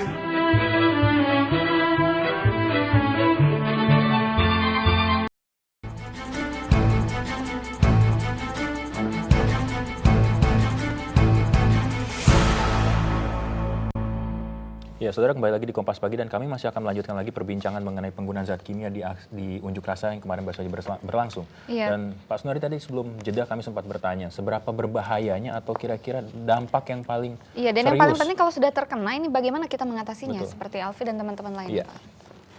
Asam sulfat itu termasuk asam yang paling kuat ya, yang daya hancurnya itu besar sekali, jadi logam itu bisa larut. Ya. Kemudian kalau tubuh kita kena itu juga bisa semacam larut juga gitu, terkikis gitu. Jadi kalau sampai kena mata juga bisa buta. Bahkan ada yang pernah keisap ke napas, masuk paru-paru, orang bisa meninggal karena paru-parunya rusak seperti itu. Nah, ini tapi kan Alfi kena kulit ya, Via? Kena kulit ini masih bisa dipulihkannya bagaimana Pak? Bisa? Nah, tergantung berapa meresapnya di dalam ini. Jadi sebenarnya kalau waktu terkena itu cepat disiram air. Air ya Pak ya? Air, atau lebih bagus lagi kalau pakai larutan soda kue. Jadi dikompres larutan soda kue supaya sifat asam sulfatnya itu netral, hilang. Nah, itu maka dampak merusaknya sampai ke dalam jadi tercegah. Kata dokter apa, Vi? Gimana, Vi? Dokter sih diagnosanya cuma bisa menganalisis dari luka ya. Dan dia cuma bisa menyebutkan ini karakter asam kuat tadi. Secara spesifik dia belum bisa menyebutkan ini apa gitu. Yang jelas pengobatannya cuma dikasih krim dan antibiotik gitu. Jadi luka bakar semacam ini luka bakar yang sama kita temui pada saat misalnya terbakar api gitu Pak ya? Ya, tapi ini kalau tidak cepat dicegah dia akan merembes terus di dalam, bisa akhirnya bisa melebar kemana-mana sampai ke tulang bisa saja. Nah dokter apakah menganjurkan Alfi untuk terus kontrol dan apakah nanti bisa kulitnya kembali seperti semula atau gimana Vi? Tergantung jenis lukanya kata dokter. Kalau lukanya terlalu dalam mungkin membekas dia gitu. Makanya antisipasinya adalah dikasih krim tadi untuk mencegah. Baik. Nah Pak Saud ini kan tentu aduh dampaknya luar biasa ya Pak ya. Kita sempat berbincang mengenai jangan sampai anarkistis, tapi ternyata ada dampak lain nih yang tersisa dari unjuk rasa ini. Gimana nih Pak, penyelidikan seperti apa yang akan dilakukan oleh polisi Pak? Ya pertama kita tidak lepas daripada olah TKP. Ya. Di olah TKP ini kemungkinan besar akan tertinggal, akan bisa ditemukan bukti petunjuk apa yang bisa mengarah kepada tersangka.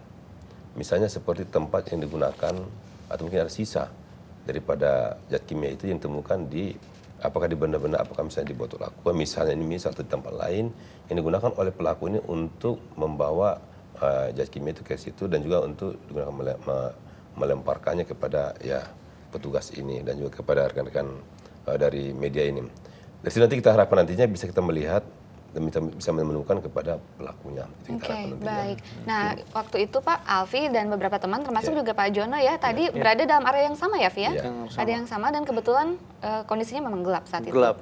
Nah, sempat nih ketika ini mengemuka ada yang berpendapat ini jangan-jangan dari water cannon polisi nih Pak. Artinya apakah ada kemungkinan atau mungkin ada disusupi gitu Pak? Kalau water cannon tidak mungkin. Kenapa? Itu kan water cannon besar. Ya. Ini misalnya literannya itu bukan itu ton itu isinya itu. Kalau itu yang apa pasti semua banyak mahasiswa yang korban itu pasti banyak. Jadi nggak mungkin itu pertama. Terus termasuk juga misalnya dengan gas air mata juga tidak mungkin. Ya, jelas ini memang dilemparkan oleh orang-orang kepada yang mengarah kepada posisi karena ini kan tidak terlalu besar juga. Nah, tinggal nanti kita melihat dari TKP ini kita menyudut dari arah mana kira-kira barang ini dilemparkan.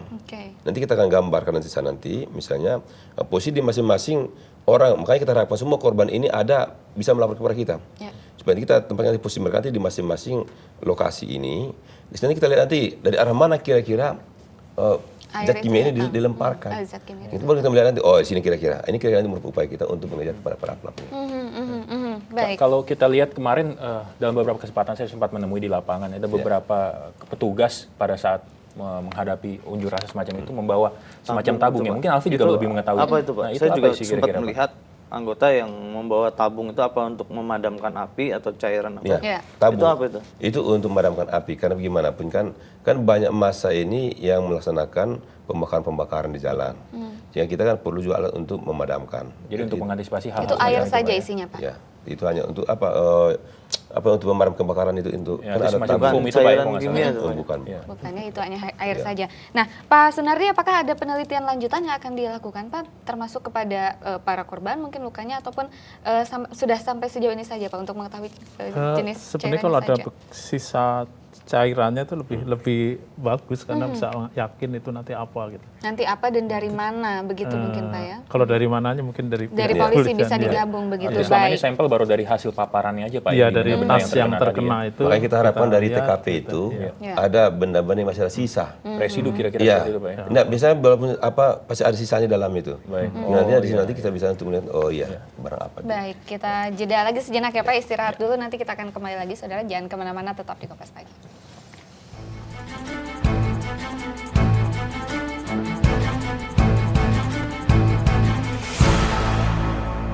Cerdas, kompetitif, dan menghibur. Dua public figure diuji Helmi Yahya Saya pulangkan ke Pak Fadel. Wawasannya, Apa saya? Aduh, salah ya gue. Ada lagi. kecepatannya. Kerinci. Jambi, betul baik. Cina. Saksikan serunya Kuis Versus. Kompas, inspirasi Indonesia. Mah, mau yang seger? Jangan seger aja. Untuk tetap aktif, tubuh butuh vitamin dan mineral. Minum Hydro, air kelapa asli dengan 7 kebaikan. Mereka tidak takut ditantang riang. Selamat datang kembali di sebuah acara stand up komedi yang berbeda, memandang fenomena keseharian dengan cara battle stand up komedi ala Rian. Ala stand up komedi. Mereka siap menunjukkan sisinya yang beda dari biasa. Selamat malam. Malam ini akan turun hujan badai di hati Anda. Mereka siap membuat Anda tertawa. Kalau lu mau jadi personel boy band, lu harus siap dicela sama gua. Sorry, Hollywood. Public figure versus Rian Adriandi. Om Farhan. Lu kecanduan sosmed kalau begitu lu nonton Bapak Pak Bukas main bola lu teriak cumut. Dalam Ala Rian. Kompas, inspirasi Indonesia.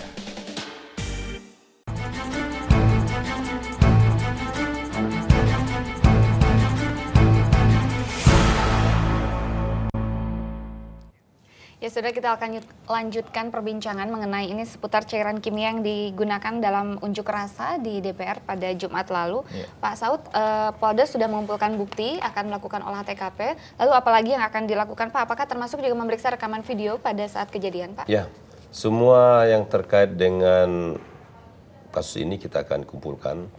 Baik termasuk juga informasi dari semua orang. Semua orang yang kita anggap nanti relevan kita akan carikan. Kemudian juga termasuk rekaman-rekaman dari rekan-rekan media. Karena kalau kita lihat bahwa yang paling akurat dan paling banyak untuk mengambil rekamannya kan dari rekan media.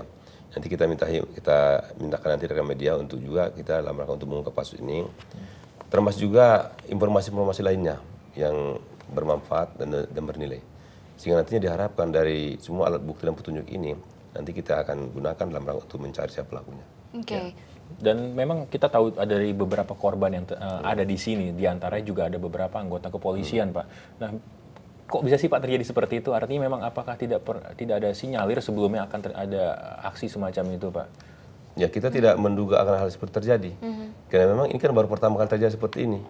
Selama ini kan kita menganggap bahwa dengan adanya Undang-Undang 998 ini setelah dipahami semua orang, semua pihak. Tapi nyatanya kita lihat memang untuk dalam waktu belakangan ini, kita merasa ini bahkan sudah ada hal kecenderungan untuk anarkis. Ini merupakan pengalaman bagi kita untuk ke depan dalam rangka antisipasi, sehingga nanti dalam pengamanan ini pun bisa lebih kita bagaimana cara upaya untuk mengantisipasi sehingga terjadi seperti ini lagi. Nah, kemarin sebagian dari rekan kami juga sudah ke Dewan Pers ya. Alfi ikut ya, Vi? Saya ke lab kebetulan. Ke lab. Nah, sudah ada perbincangan dengan teman-teman lain apa kemudian hasil dari Dewan Pers apa yang akan dibawa ke polisi?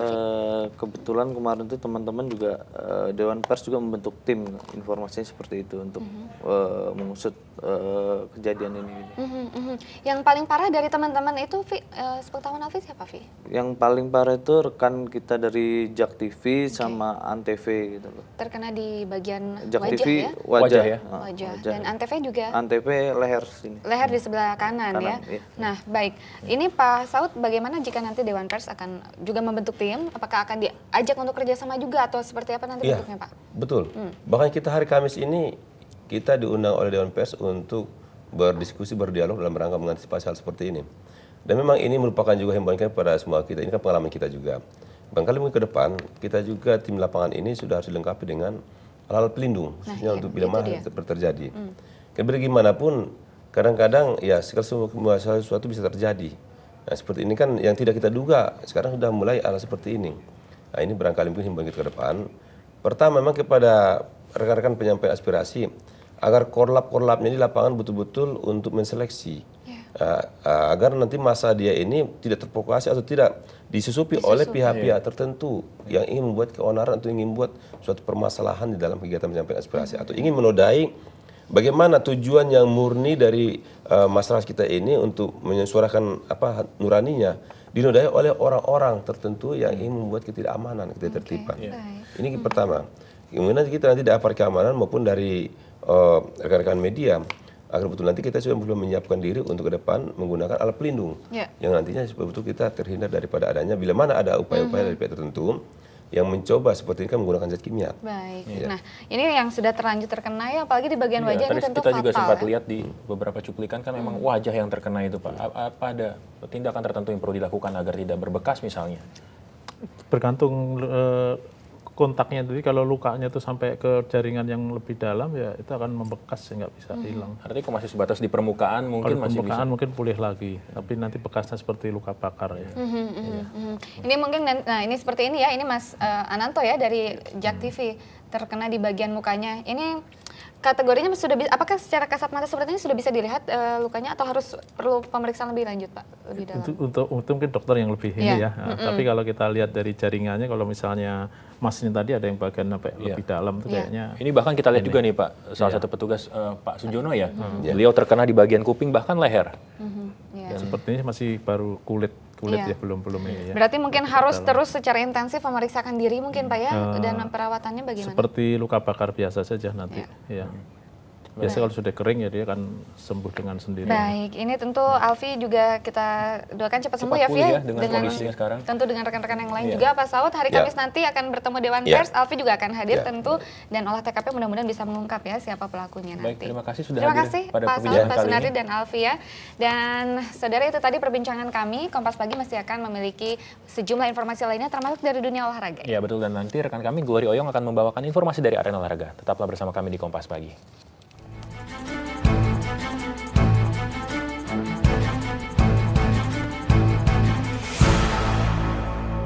Rene Suhardono, Career Coach. Bicara mengenai passion atau lentera jiwa. Apapun yang Anda lakukan, menggugah Anda, membuat Anda merasa lebih kuat. Kompas, inspirasi Indonesia. Ada yang baru untuk menemani pagi Anda. Setiap Senin sampai Jumat jam 8 pagi. Jangan seger aja. Untuk tetap aktif, tubuh butuh vitamin dan mineral. Minum Hydro, air kelapa asli dengan 7 kebaikan.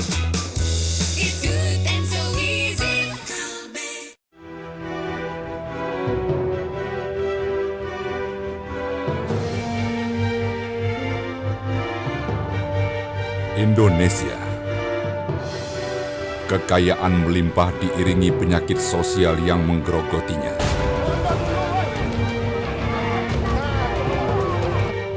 Indonesia, kearifan yang termasyhur, disertai ketimpangan di tengah masyarakatnya. Tegas, terarah, menumbuhkan harapan.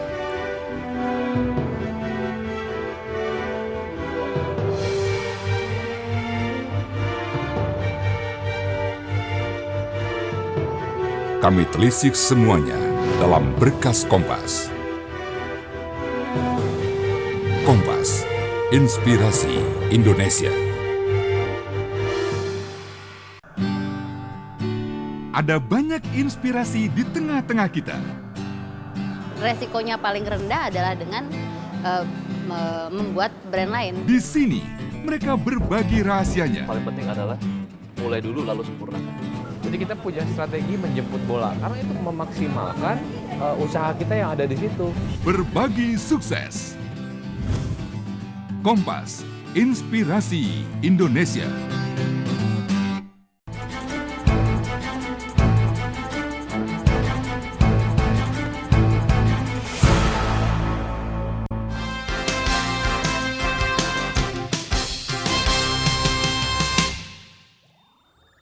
Saudara, kalau tadi Anda sudah menyaksikan dialog khas Kompas Pagi, kini saatnya kami mengajak Anda untuk menyimak informasi olahraga. Dan kami awali segmen Sport Kompas Pagi dari lanjutan Liga Inggris. Manchester United mengokohkan posisinya di puncak klasemen dengan keunggulan 5 poin atas Manchester City. Situasi ini tercipta setelah Setan Merah menaklukkan Blackburn Rovers 2-0 lewat gol Valencia dan Ashley Young. Dengan sisa 7 pertandingan menuju akhir musim.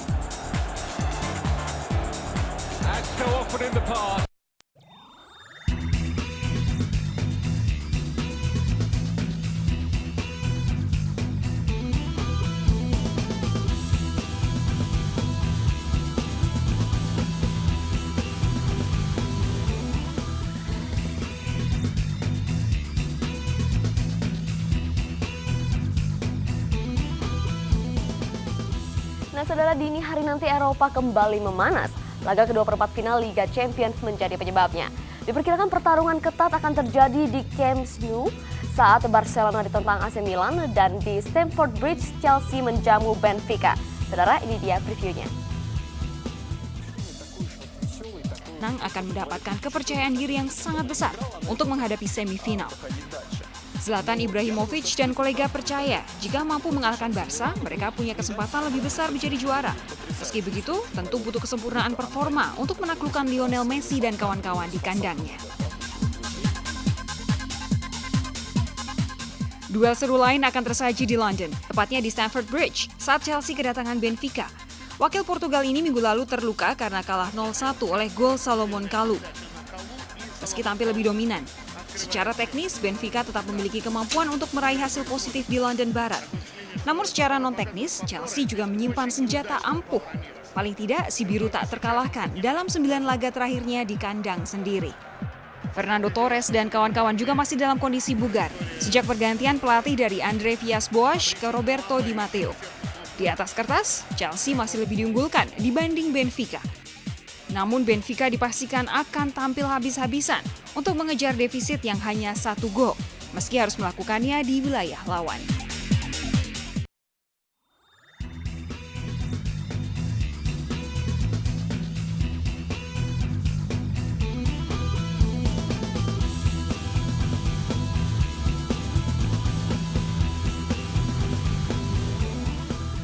Saudara, Boca Juniors merebut posisi puncak klasemen sementara Liga Clausura Argentina berkat kemenangan 3-0 atas Estudiantes. Dan ketiga gol kemenangan Boca dicetak oleh Silva, Ledesma, dan Mauche. Bertandang ke Stadion De Plata, markas Estudiantes tidak menundukkan semangat Boca Juniors untuk tampil menyerang. Usaha para pemain tim berjuluk The Kings of Cups ini membuahkan hasil positif pada menit ke-9. Santiago Silva membobol gawang tuan rumah. Estudiantes mencoba membalas, namun serangan Gaston Fernandes masih bisa ditepis kiper Boca Juniors Agustin Oriol.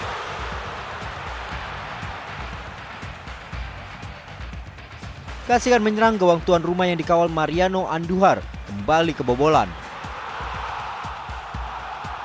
Kali ini Pablo Ledesma yang mencetak gol. Boca unggul 2-0. Menjelang jeda tendangan bebas, Juan Sebastian Veron sempat merepotkan Agustin Oriol.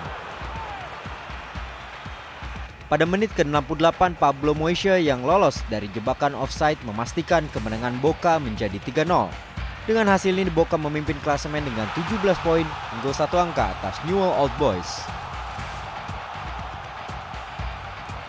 Sementara di laga lain, Newell's Old Boys mempertahankan rekor positif di Liga Clausura. Newell's sukses memetik kemenangan kelima secara beruntun setelah mengalahkan Racing Club 2-0. Gol pembuka Newell's baru dicetak setelah laga sudah memasuki menit ke-60. Tendangan terarah Maximiliano turut gagal dibendung kiper Racing Club Sebastian Saha. Belum puas dengan keunggulan 1 gol, Newell's akhirnya memantapkan kemenangan menjadi 2-0 melalui Pablo Perez pada menit ke-73. Dengan hasil ini, tim berjuluk La Lepra menjaga peluang perebutan juara dengan rival-rivalnya.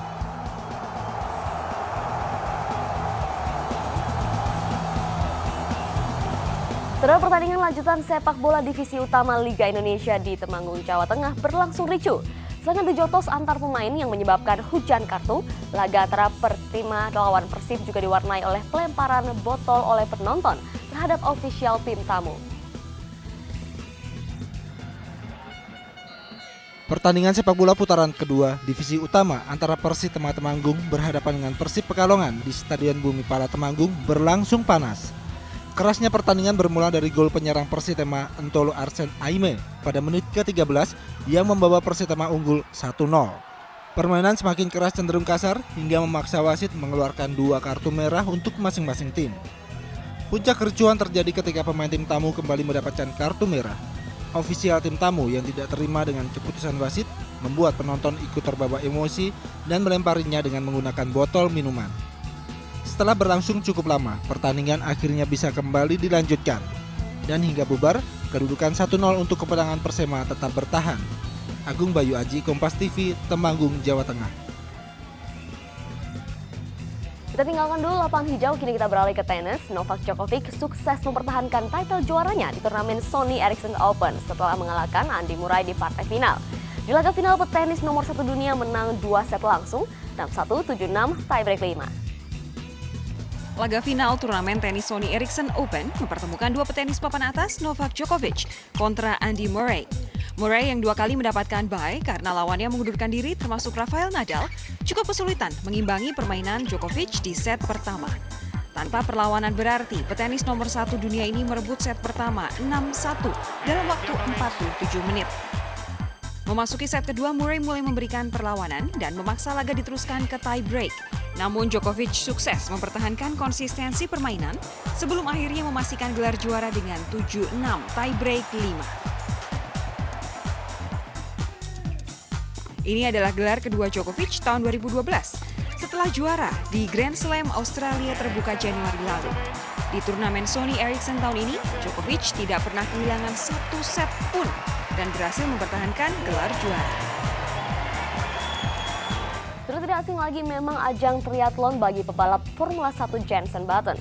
Menjelang musim balap 2012, pebalap McLaren untuk kedua kalinya mengikuti lomba triathlon di Waikoloa, Hawaii, Amerika Serikat.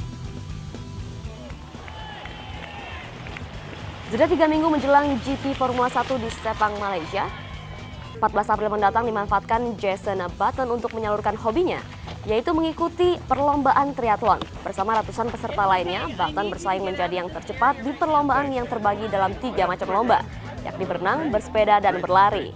Masuk di kategori amatir, pebalap asal Inggris ini menyelesaikan 1,5 km renang, 40 km jarak sepeda, dan 10 km jarak berlari.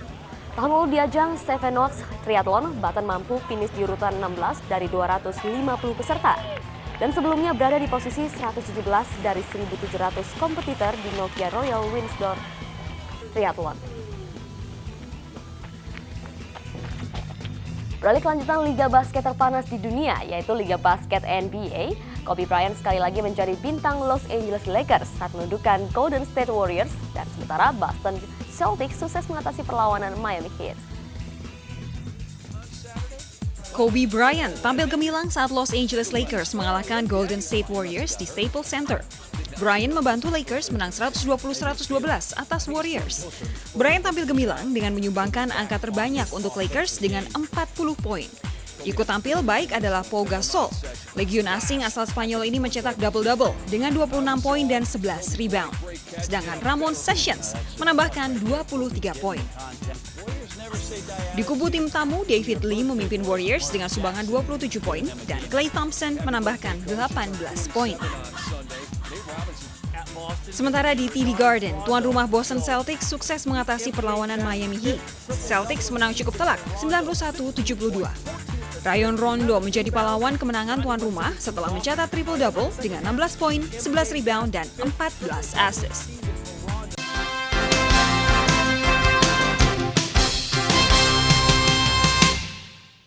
Demikian informasi olahraga, dan setelah lagi Kompas Pagi masih akan kembali dengan informasi internasional bersama dengan rekan Indah dan Teguh. Tetaplah bersama kami.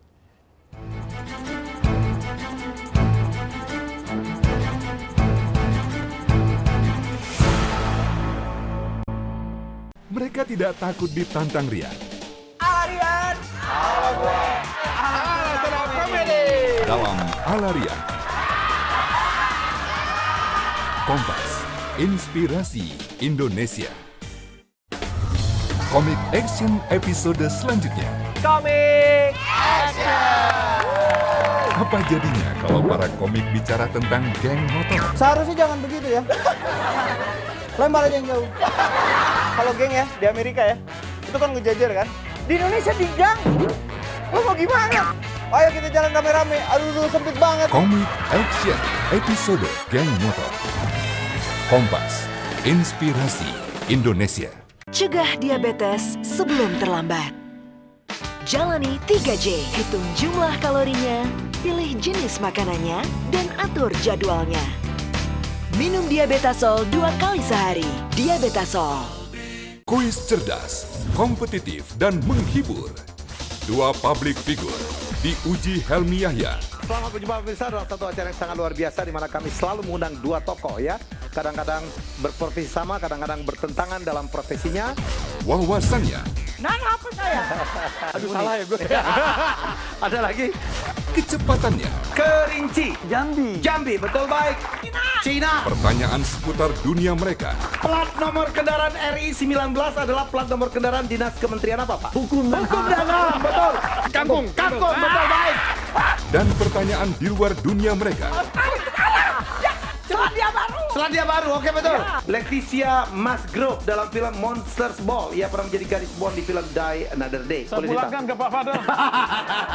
Saksikan serunya Kuis versus Kompas, inspirasi Indonesia. Banyak yang seru dari teman-teman Kompas Junior di seluruh Nusantara. Di sini, mereka spesial membaginya untuk kamu. Bermain dengan alam, dan banyak kegiatan lain mereka yang sangat menyenangkan. Di Ensiklopedi Anak Nusantara. Kompas, inspirasi Indonesia.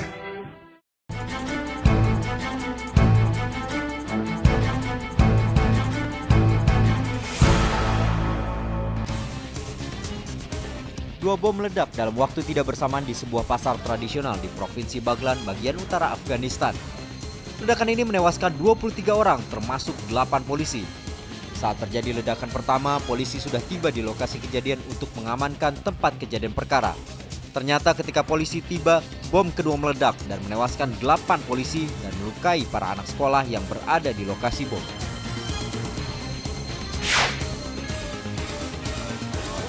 Janji Presiden Bashar al-Assad ke Duta Perdamaian Kofi Annan untuk menghentikan serangan ke kota Homs ternyata hanya janji semata. Kota Homs tetap dibombardir oleh bom dan artileri pasukan pemerintah yang menewaskan warga sipil kota Homs. Kedatangan Annan tampaknya tak mampu membuat Bashar al-Assad menghentikan pembantaian rakyat sipil dan pihak oposisi yang menentangnya.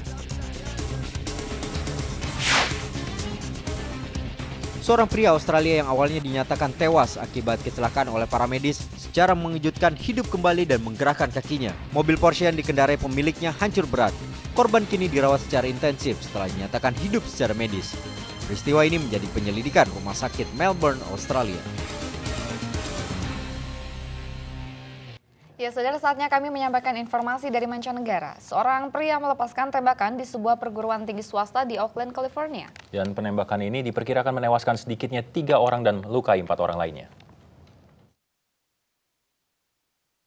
Siaran televisi lokal California melaporkan polisi mengevakuasi pelajar Oikos dan memasukkannya ke kendaraan SWAT. Kendaraan polisi lainnya mengelilingi tempat kejadian perkara di Universitas Oikos. Para pelajar dan warga berusaha menyelamatkan diri dan berlindung dari tembakan liar yang dilepaskan oleh sang penembak. Sebuah koran lokal melaporkan identitas penembak, yakni seorang warga keturunan Korea yang berusia sekitar 40 tahun. Korban penembakan kini dirawat di Rumah Sakit Memorial Highland di Oakland.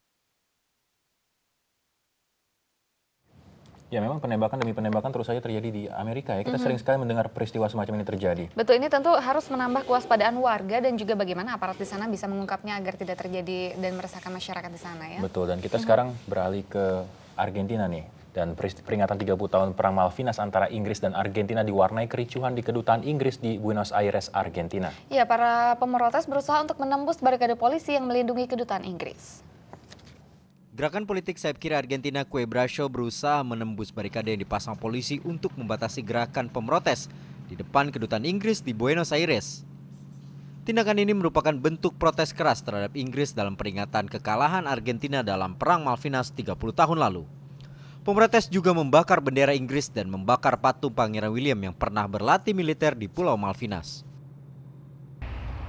Di Inggris, keluarga veteran Perang Malvinas merayakan peringatan perang kedua negara itu di Tugu Nasional Arboretum's Millennium. Pasca perang yang memperebutkan Pulau Malvinas atau Falkland, hubungan Inggris dengan Argentina berada di titik rendah. Sejumlah upaya diplomatik untuk memulihkan hubungan kedua negara belum menemui titik terang. Kini hubungan keduanya kembali memanas sejak ditemukan minyak di Pulau Malvinas. Kami masih memiliki serangkaian informasi dari dunia internasional dan nanti kami akan menghadirkan berbagai informasi ringan. Ya, tetaplah bersama kami.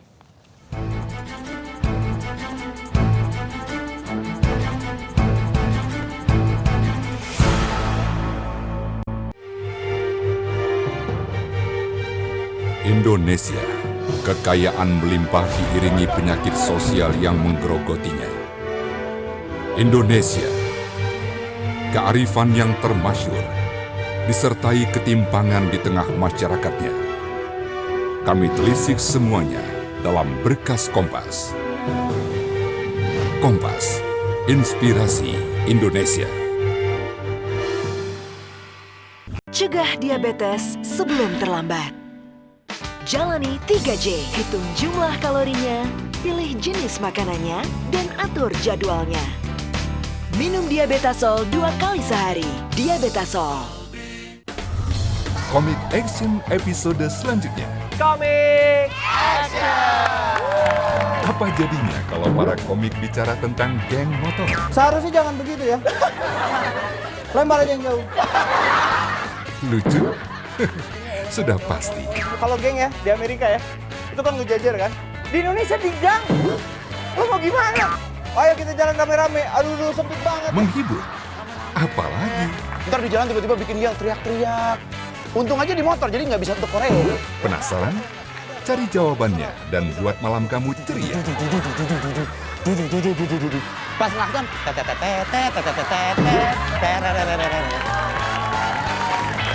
tilang Bapak dengan bismillah. Komik Action episode Geng Motor. Rabu 4 April jam 8 malam. Kompas, inspirasi Indonesia.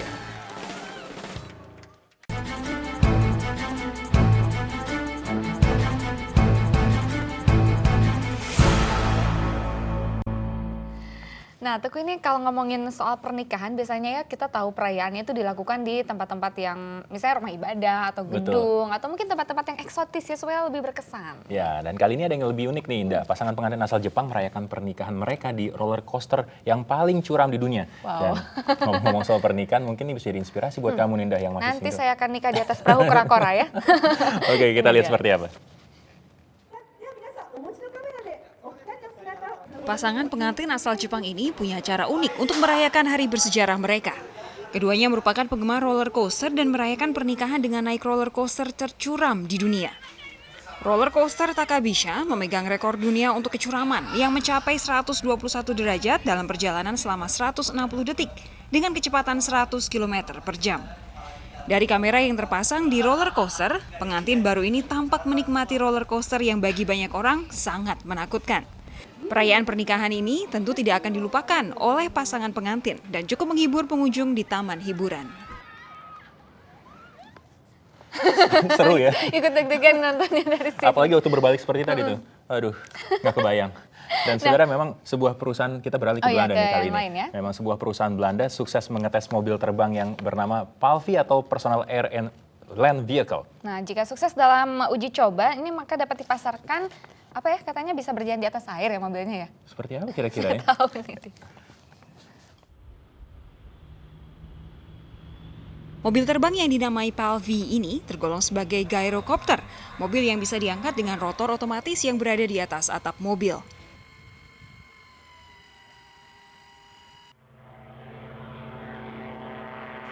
Kecepatan mobil terbang ini ketika berada di udara sama dengan ketika berada di darat, yakni 180 km per jam.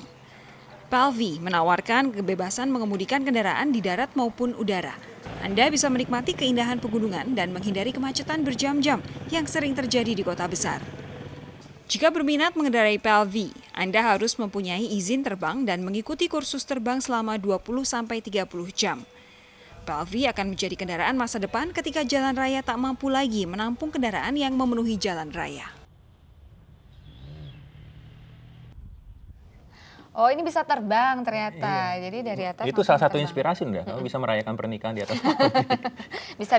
Nanti saya kursus terbang dulu ya. Tapi itu kreatif ya tadi ya, menciptakan inovasi yang tidak ada hentinya nih. Ngomong-ngomong sebuah kreativitas, ini ada kreativitas sebuah band masa kini yang tidak hanya bergantung kepada alat musik yang konvensional. Ya betul. Di Estonia misalnya sebuah band menggunakan iPad sebagai alat musik mereka. Nah, kita lihat liputan seperti apa. Revolusi industri musik dunia kini telah berubah. Alat musik konvensional kini bisa diganti dengan sebuah iPad. Instrumen musik dari iPad bisa menyerupai gitar, bass, drum, dan piano yang biasa digunakan sebuah band. Salah satu keunggulan menggunakan alat musik versi iPad adalah tidak perlu tempat yang biasa untuk memainkannya. Kõige suuremat eelist oskab meil trummimängija siin kõrval rääkida. Et noh, ma arvan, see eelis on see, et kui sa tavaliselt lähed ju esinema, siis sa ju võtad hästi palju tehnikat ja kõiki kaasa, instrumente, aga nüüd sa võtad pilleri kaelas sul, paned juhtme külge, et pärast tšaubad ka ja lähed minema. Alat musik iPad juga menyingkat waktu untuk mengetes peralatan audio yang butuh waktu berjam-jam. Band Estonia ini masih berupaya menembus pasar lokal negaranya. Bukan tak mungkin langkah mereka akan diikuti oleh band-band lainnya.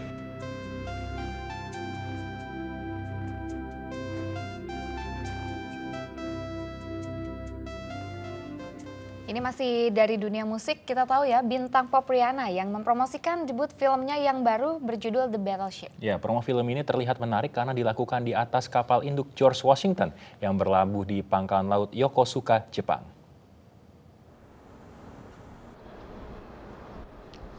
Kapal induk bertenaga nuklir George Washington menjadi ajang promo film terbaru Rihanna berjudul Battleship. Film yang bercerita tentang perang angkatan laut melawan pendatang alien yang menghancurkan bumi. Dalam film ini Rihanna berperan sebagai perwira angkatan laut yang bertugas memerangi alien. Ketika berada di kapal induk, Rihanna mengaku sangat terkesan. Thank you for being so generous and welcoming us on board the George Washington, your home, and I think it's really special. We guys look up to you so much. You're such an inspiration to all of us. We can never ever fill your shoes and we don't take that for granted. So thank you for even letting us come on board and be a part of your world for even this short moment. Pembuatan film The Battleship menghabiskan biaya $200 juta Amerika Serikat. Film bergenre aksi sci-fi ini akan tayang perdana pada 18 Mei mendatang. Ya, Saudara, Razzie Awards penghargaan untuk film terburuk diumumkan pada 1 April kemarin. Nah, ini ada film Jack and Jill loh yang meraih 10 piala Razzie. Dan ini adalah rekor dari raihan Razzie terbanyak dalam berapa ya? 32 tahun ya penyelenggaraannya.